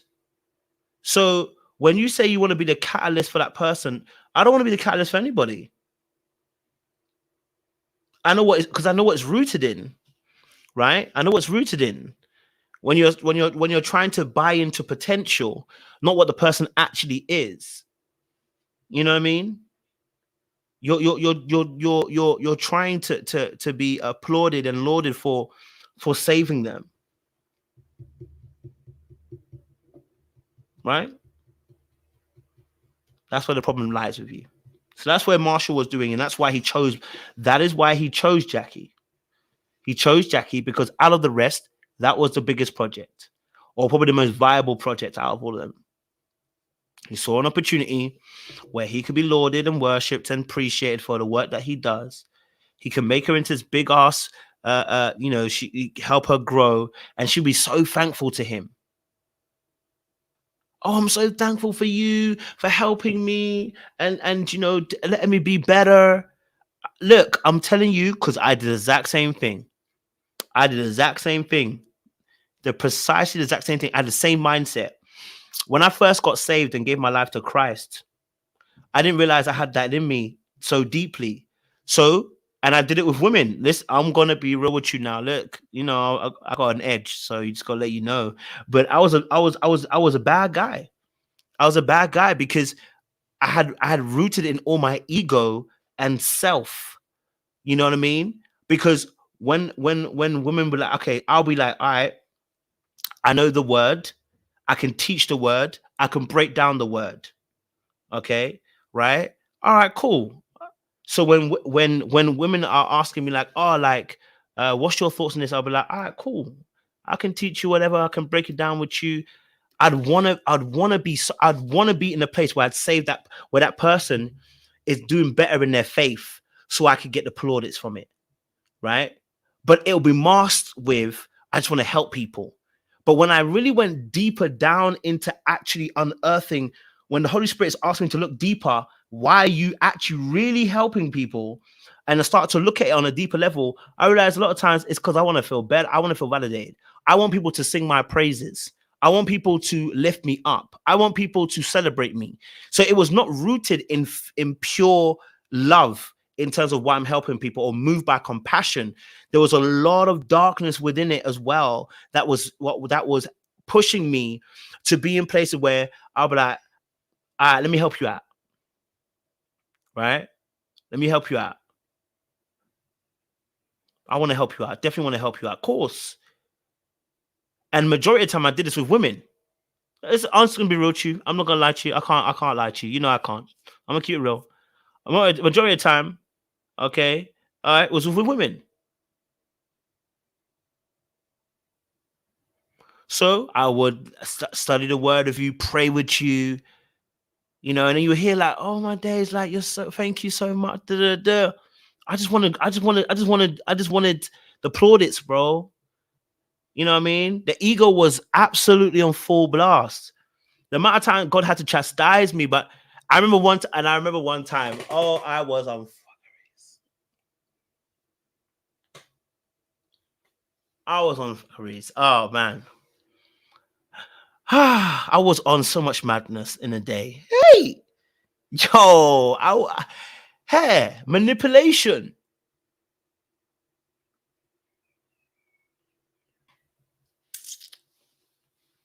Manipulation. You know, manipulation. Wanting to be wanted. Wanting to be needed. Using even Jesus as a way to do it. Now, that was mad. One girl had to cuss me the well out. Oh, my days. One girl cussed me all the way out. I remember this in situation. Got into a situation. I was helping her study, everything like that. And then things got hot and heavy. Hot and heavy. And then the next day, she was cussing my clout out. Asking me, what? You're meant to be this person. Eat out. Yo, I was terrible. Like, the Lord knows. There's a lot of darkness within myself. You know what I mean? Yeah, there's a lot of darkness within myself. The Lord knows. Which is why when I see it, I can spot it. I'm like, you think he's being innocent. He's not. He's manipulating. It's just a reality of things.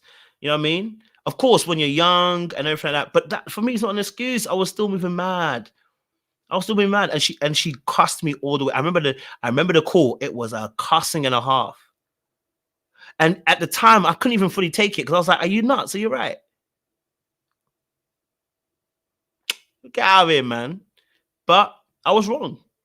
I was mad. I was mad when I was younger. I was gave my life to the Lord, and there was still a lot more. And we're going to talk about this later on in another video. Okay. And so I'm saying this because I can see what Marshall's doing. I know it. Right? I know it. Okay. And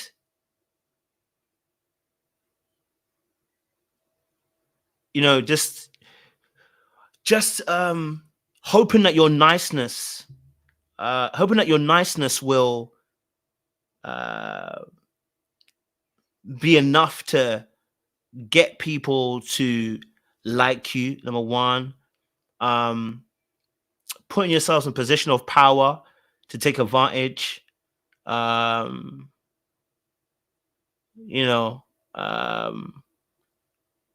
Helping people, and then with expectancies behind it. It's a lot of manipulation, and it all comes from brokenness. Yeah, brokenness.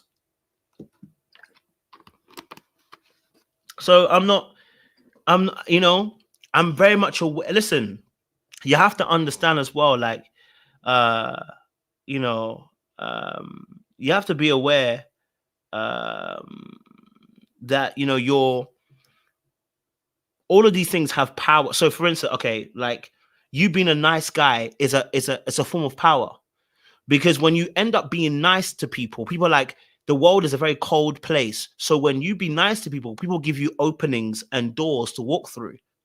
But if your intention is not one of good, but has manipulative tendencies behind, you use the door opening to try and receive whatever silent expectation you have within yourself.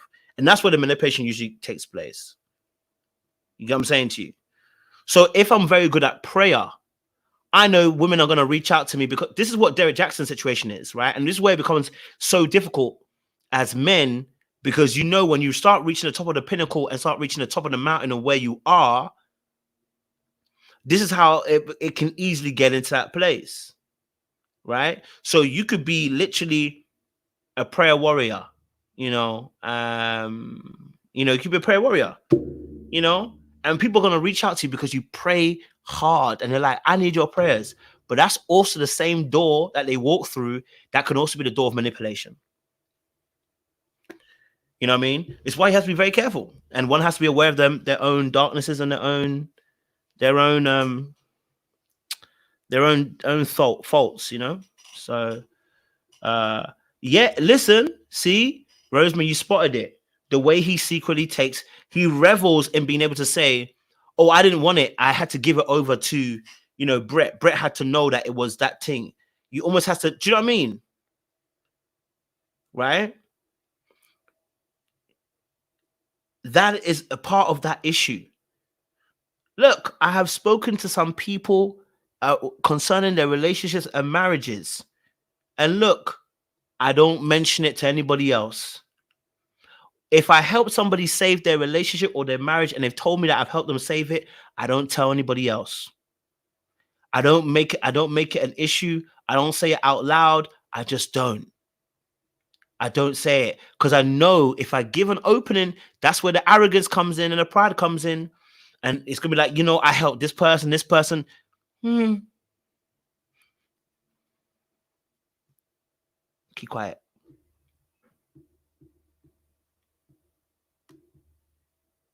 Anyway, it's funny because when we got back from Mexico and we were sequestered before going to the shared living space, we got our phones back and we were able to see everyone's Instagram and all that stuff. And so she was looking through Josh's stuff and she was just like, ew, ew, ew. I was like, oh, okay, well, she doesn't find him attractive. Done deal. I'm good. Good to move forward. Interesting. And so then it turned into, he pulls up to Chelsea's birthday party. I honestly had forgotten about Josh up to that point. And because we had been in no communication, we hadn't gone out all together. Like I was so focused on Jackie that nothing else really mattered. And so when he showed up, I was like, oh, I see what's happening here. This is going to be some drama. And it was. I saw them having a conversation. I didn't feel threatened by him then because I knew that he was drunk and he was going to say some stuff. Do your thing, bro. And then at that point, we were already almost at the door. So, you know, and that's why I said, if you can take her from me, you can have her. And so I'm glad that they're happy together now. Yeah. You know? Sure. We love a good timeline. I love a good timeline.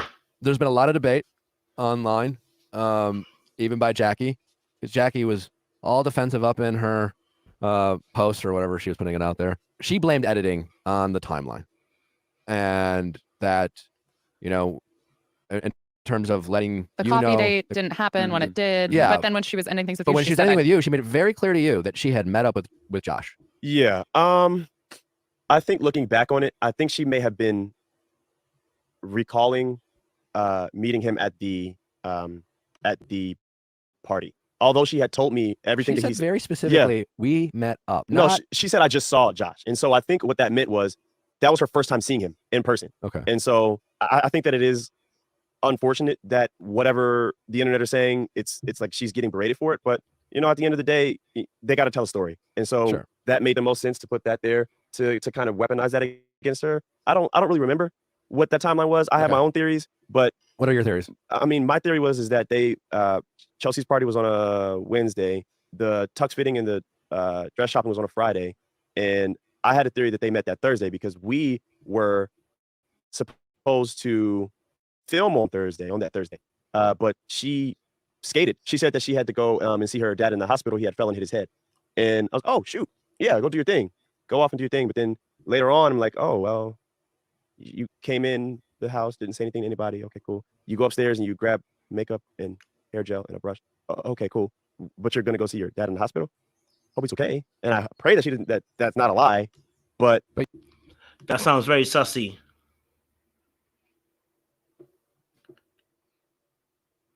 That sounds very sussy.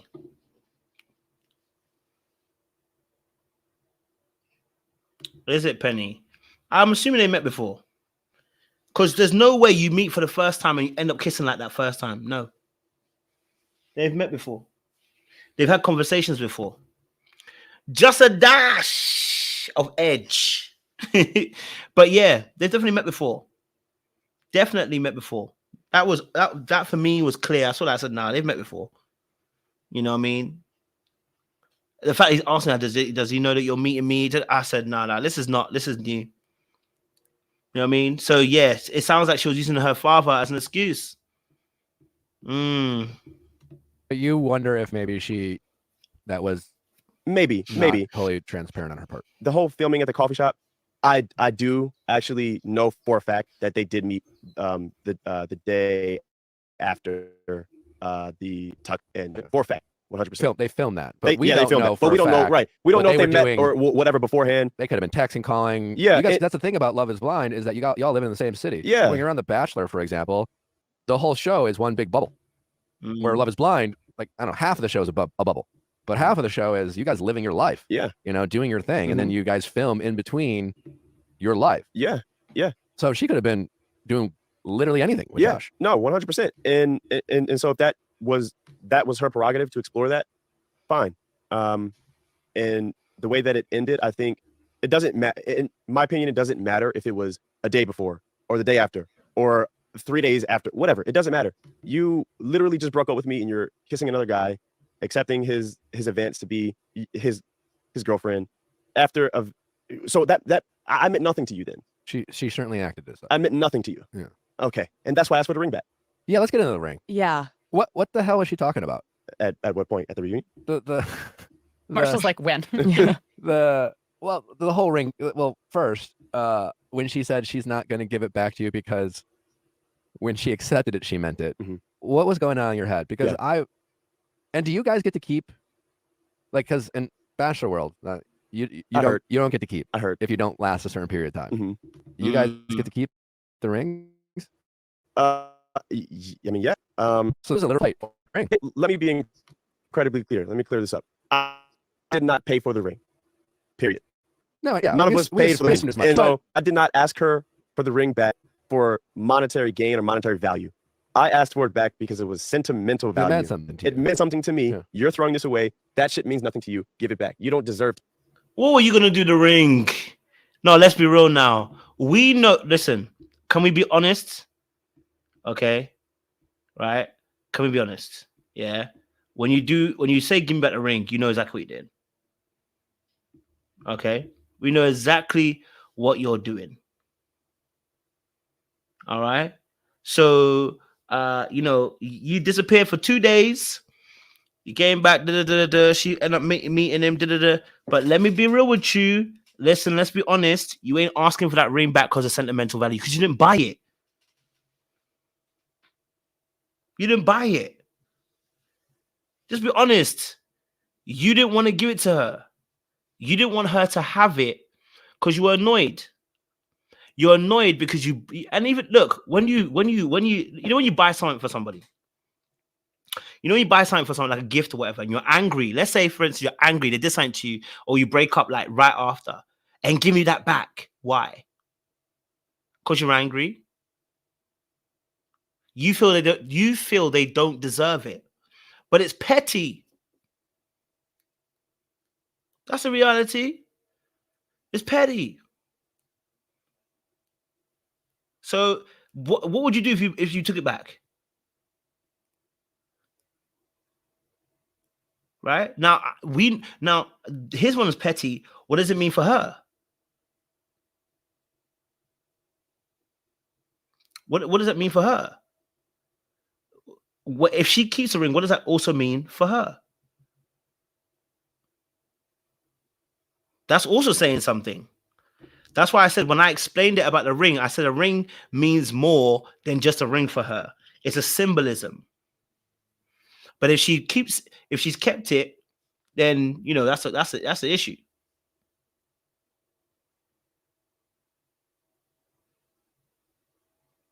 Do you know what I mean? But it's your way of, by taking back the ring, it's your way of taking back power. Yeah, that's what it is. And that's the reality of, that's why I say it's petty. When you take back the ring, it's about your power again. You getting back the ring is about power. What you gonna do with it? What you gonna do with it? Because you feel that she doesn't deserve it because she lied to you. It's petty. It's just petty. And so it's about power. And so the pettiness elicits the power. Right? The pettiness elicits the power. If you bought it, I can understand. You know what? Give me back my ring. I'm going to get my money back. Cool. Yeah, I get it. I get it. But not taking back the ring, oh, you're not gonna lose anything. You know?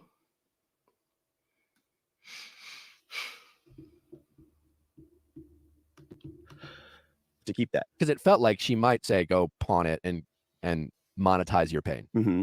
And if she still has it, great. If she doesn't, great. But the matter of the fact is that I wanted to keep it because I wanted a memento of all the stuff that I'd gone through. We had a chance to sort through rings and pick it out. I picked that out for her. I thought of her when I saw it. I asked her what kind of ring she wanted and how she like. Did you? Where's your ring? Where's your ring? That's your memento. Where's your ring? Okay, all right. Where's your ring? Because you know I'm petty. You know I got a little bit of pettiness in me. You know I got a little pettiness in me, so I can spot someone when they're petty, right? So, you know,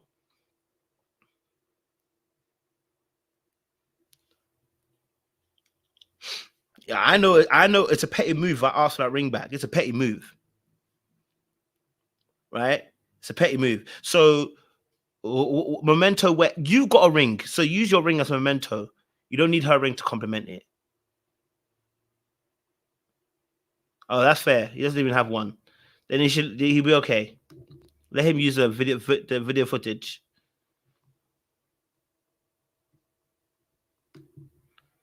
Precisely, we'll go back to them.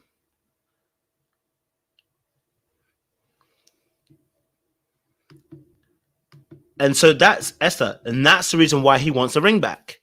She played him. That's why he wants the ring back. It's a power play to get back at her. That's all.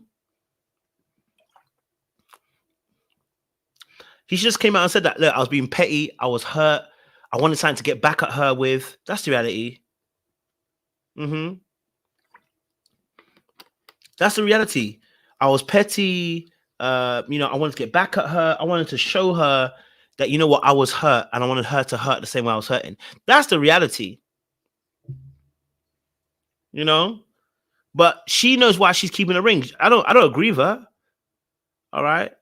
I don't agree with her either. I think she's using it for symbolism. You know, I think there's a deeper, darker aspect of it. I think it's also a power thing too, because once he told her you don't deserve the ring, she's now keeping it out of pettiness as well. I'm not gonna give it to you. Shoot. Yes, the ring is a trophy. Exactly. That's precisely it. The ring is a trophy now. All right.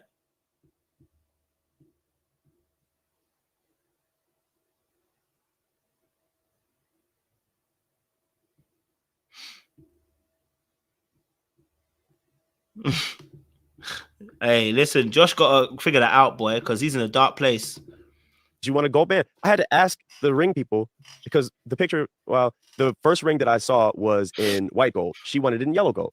I asked them specifically to bring it back to me in yellow gold. That was a custom thing I asked for. Yeah. I went through a lot for that ring. And although it's a very short blip in the timeline, that meant a lot to me. Sure. Yeah, I understand that. You know, like that. I don't take an engagement lightly. At the time, I mean, at the time, she was treating your relationship as, well, not like it meant all that much. Yeah. Just kind of dismissing it all entirely. Yeah. Yeah. And having already seemingly moved on. Yeah. Yeah. Yeah. And what did she say at the reunion? She said that, well, Vanessa asked if she still has it. She says, yes, ma'am, I still have it. And I don't remember. That's tuned that weird. shit out. Yeah. How does Joshy Poo feel about that? I don't know, but she was clutching onto his arm real tight. Yeah. They're in love. I'm happy for him. You don't have to be happy for him. No, I am. Genuinely, I'm happy for them. Genuinely. Well, good for you. Yeah. Nice of you. Why? Because I've moved on. Okay. You know, and that's just the type of guy that I am. I don't hold grudges. I don't, like, if you cross me, okay. What did you think about those text messages her alleged friends released? It tracked. It was pretty on brand. Because that's the stuff that she would say to me. And I thought that it was joking. I mean, because she kind of low key questioned your sexuality in those text messages, which were pretty, it was kind of, yeah. And kind of gross on her part. Nick, she would say certain things to me, but I thought it was in jest. But now that she was saying it to her friends, I realized that she actually meant that shit. Do you think Jackie's toxic?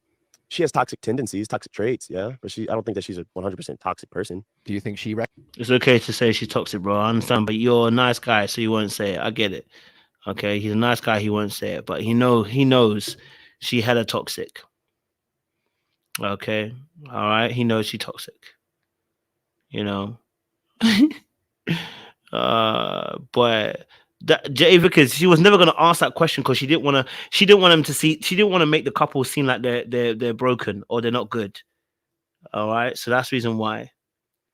You know.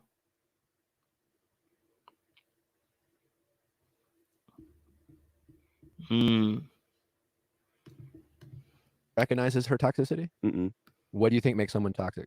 Not holding yourself accountable when you should, and gaslighting someone into making them believe that you're a villain in your own story. If Jackie has toxic tendencies, you don't think she's aware of her toxic tendencies, and she's doing nothing to work on those tendencies, why can't we just call her toxic? Because that's a label, Nick. I don't label people. You label behavior, not the individual. A lot. Fair enough. And that's just a buzzword. People say, "Oh, that's no, you got toxic traits." Okay, sure. Well, I think some people just are toxic. I think inherently if they're not doing anything about it, you know, I think that's better than saying like narcissist. That people love throwing that shit around. But yeah, if you are demonstrating toxic there you go, traits on Tora. a regular basis, and absolutely, Tora. So you just kind of hit the nail on the head. If he calls her toxic, he has to address himself as to why he would be in love with somebody who's toxic. Yeah. So I don't know. It's a political situation, you know. Look, one of my situations, you know, as I've grown and learned, one of my ex's situation, I had to tell her the truth.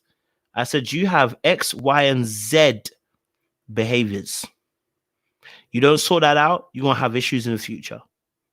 Now, usually I wouldn't say that because I'm like, well, you know, how can I say that to somebody? That's not nice. But the reality is, if I'm gonna help you, sometimes I need to tell you your behaviors are off-brand.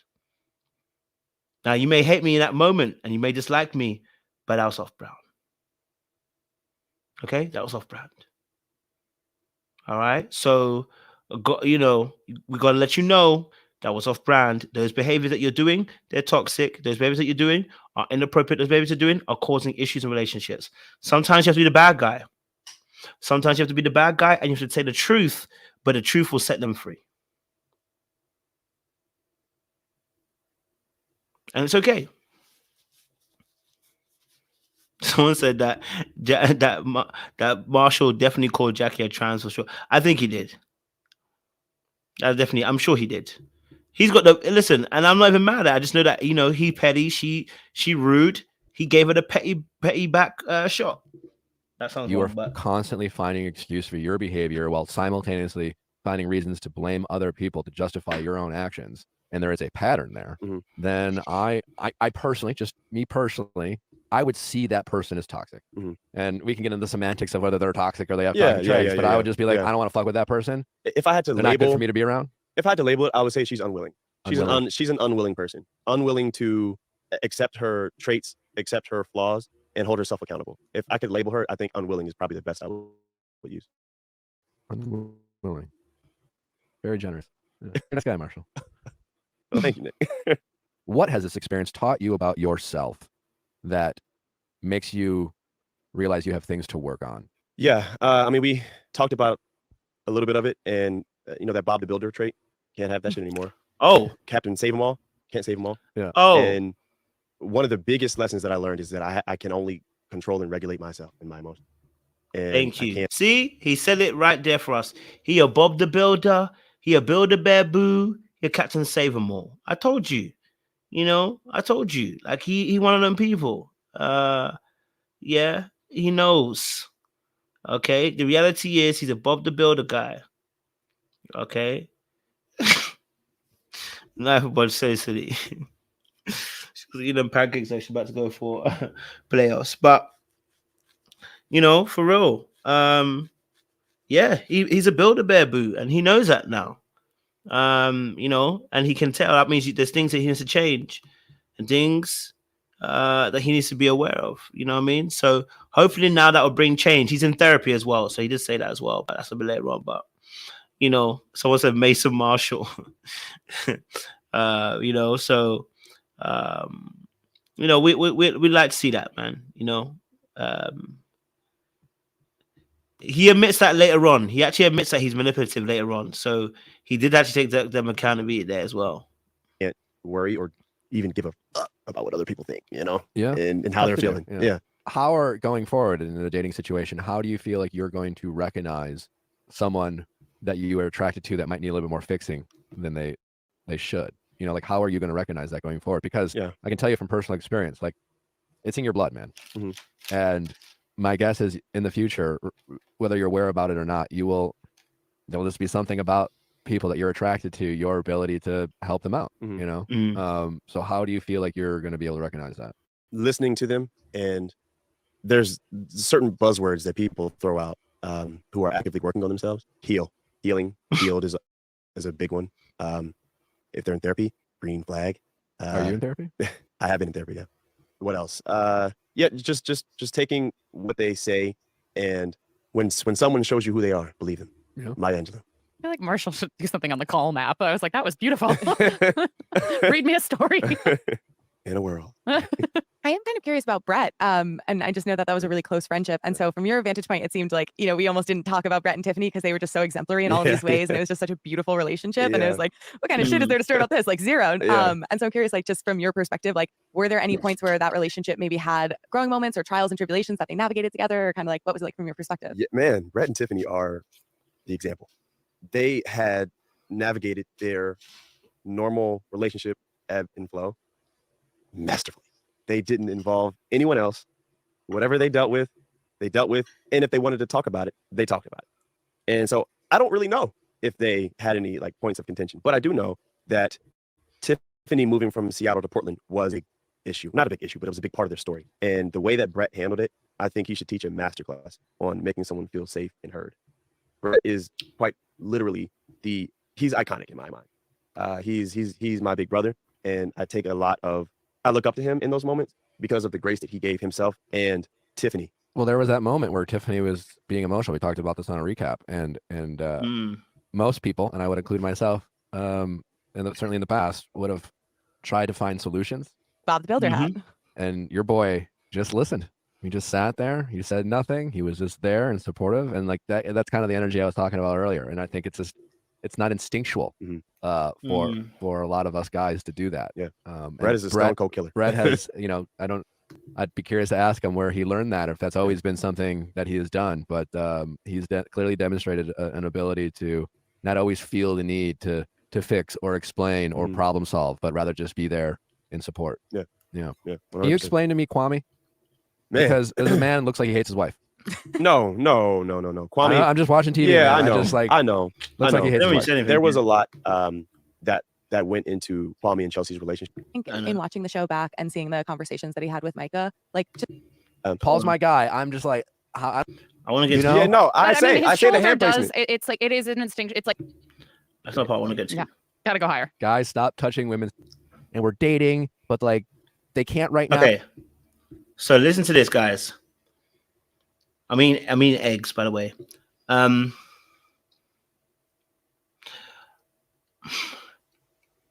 This part here told me he still hasn't learned. I'm gonna say this now.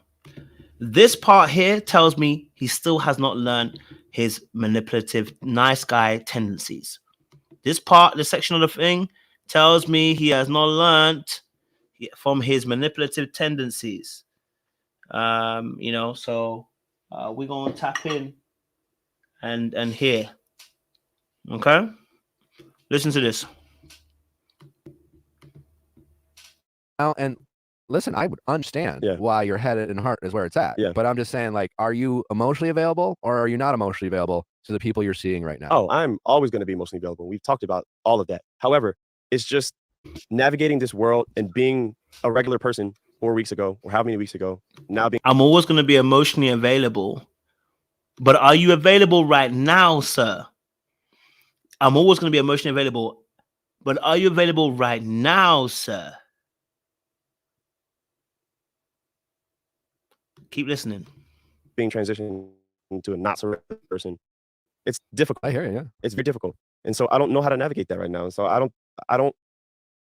know how to be a public figure, if that's the word for it. I don't know how to be that. And it was actually brought to me. So my fraternity brother actually put this in very simple layman's terms for me. And I'm graduating from high school and I'm going to college. And there's all this new experience and I have to figure out the campus. I have to figure out where my classes are. I have to know where my dorm is at. And I have to figure that out by myself right now. However, I do believe that I am not closing myself off to love. Not at all. So as it stands with this new person, how would you label it? In my mind, it's complicated and I should uncomplicate it and make things very simple for her because I feel like that there's points of contention between us. I feel like she's gonna run and ask Nick and be like, I'm in a situation. So you're not emotionally available then?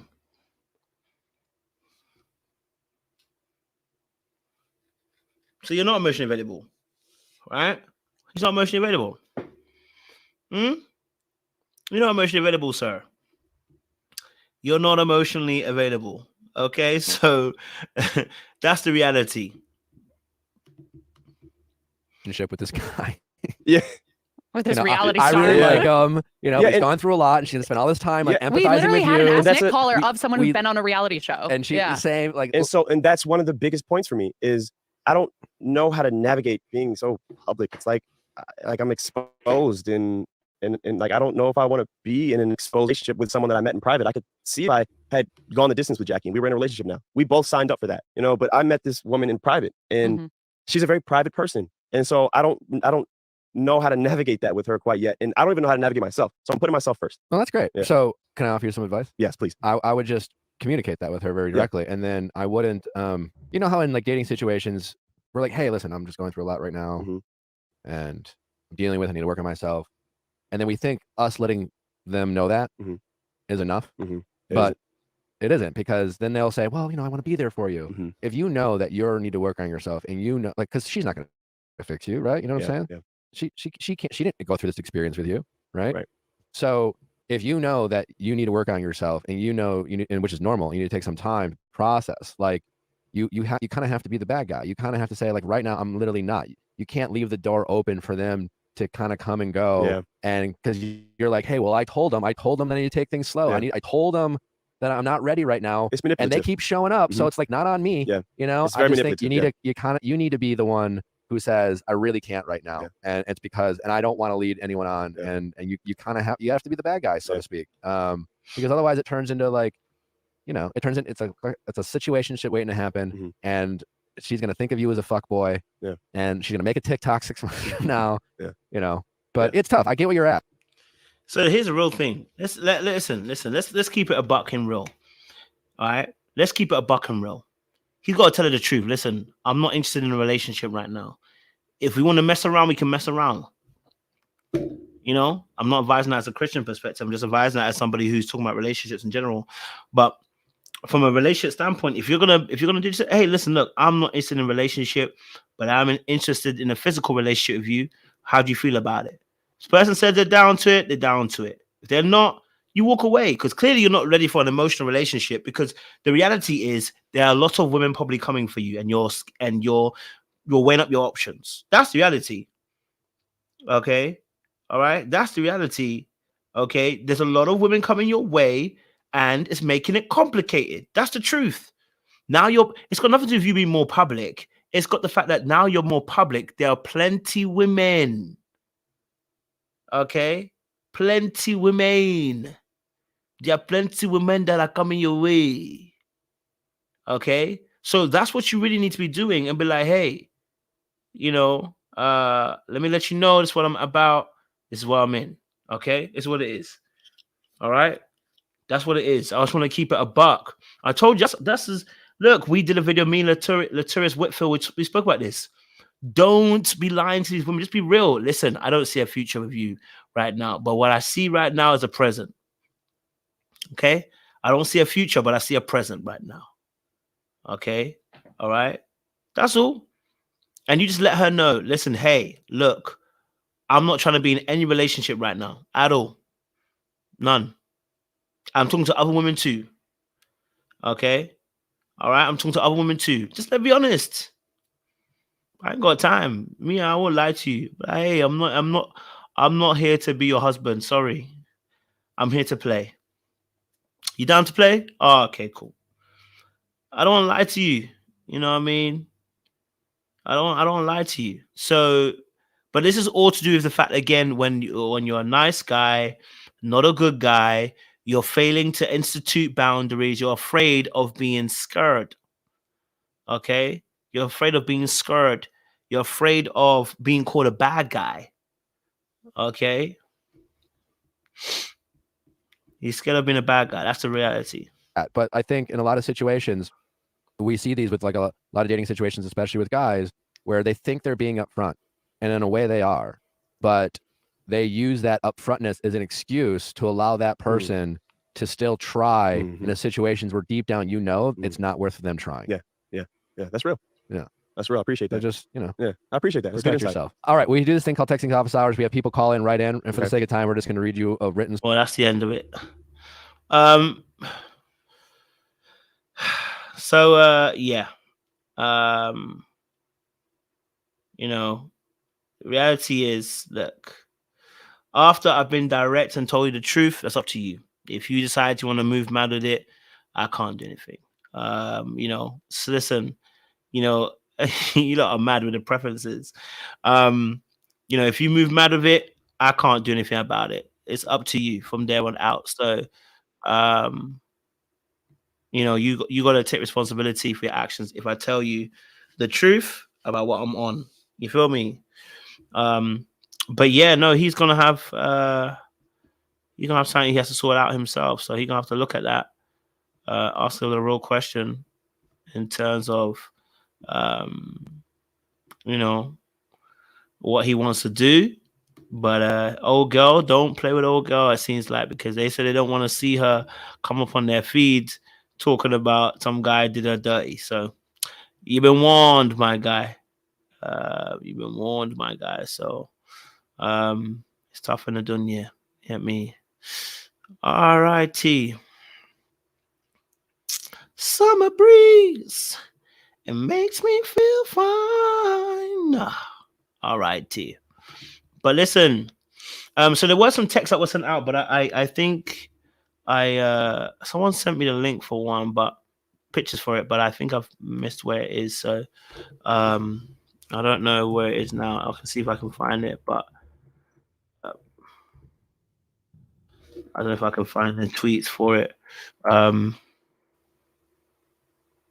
But yeah, so it looks like, it's there was some tweets that he put out, and he was, well, I wouldn't necessarily say completely bad, but it just it definitely let us know he had a preference. And I think that, you know what, I'm not gonna be mad at a Negro for that. If you've got a preference, but he did question black women and their singledom, which, is always going to cause some controversy when you start doing that. He put out some stats saying about, black women and them being single, whatever, not married. I was like, yo, brother, that ain't a good look, bro. That ain't a good look. So between him and Brett, liking the white woman, it's looking a bit sussy right now. So I'm not mad at him. He can do his own thing. I'm not mad at him. Just saying it did look a little bit sussy. That's what I'm saying. It looked a little bit sussy, brother. Just a little bit sussy. So yeah, man. I won't say much at all. I think we've done our time here. We've been on for 2.5 hours, a bit too long for me. But listen, I hope you guys are like the live. Make sure you guys are in this room. You like this live. Like it, share, and subscribe.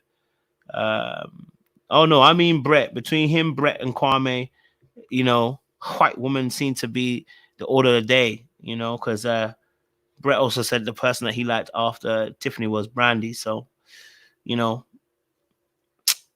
it's a bit of a madness still. Okay, so AW said to stay alive so she got 4 more hours of work. I hear you, babe. I hear you. But listen, we'll be back later on, guys. We've got 2 more lives to do later on. I've got a British panel coming up as well now. We're going to try and do a panel every Wednesday now. So if you're intrigued to know what the British folk are thinking and feeling, you need to turn up and listen to that as well. But listen, before you leave, make sure you've liked this live. We want to make sure you like the live. Give us a thumbs up. Let us know how you feel as well. We really appreciate that. Put a thumbs up. Let us like the live. Like the live. Let them know, baby. Let them know that you appreciate the content. Okay. Let them know. All right. Let them know. All right, guys. We gonna go. Okay. We got to go. All right. We got to know. Okay. All right. We appreciate you. Listen. We appreciate you. Stay locked, stay loaded. We'll see you very, very soon. Y'all need to start playing in this chat. I see y'all. Oh my days. Y'all are a whole problem. Okay. But listen, it's been good. And we'll see you again very soon. All right. Much love, much appreciation. See you again soon, guys.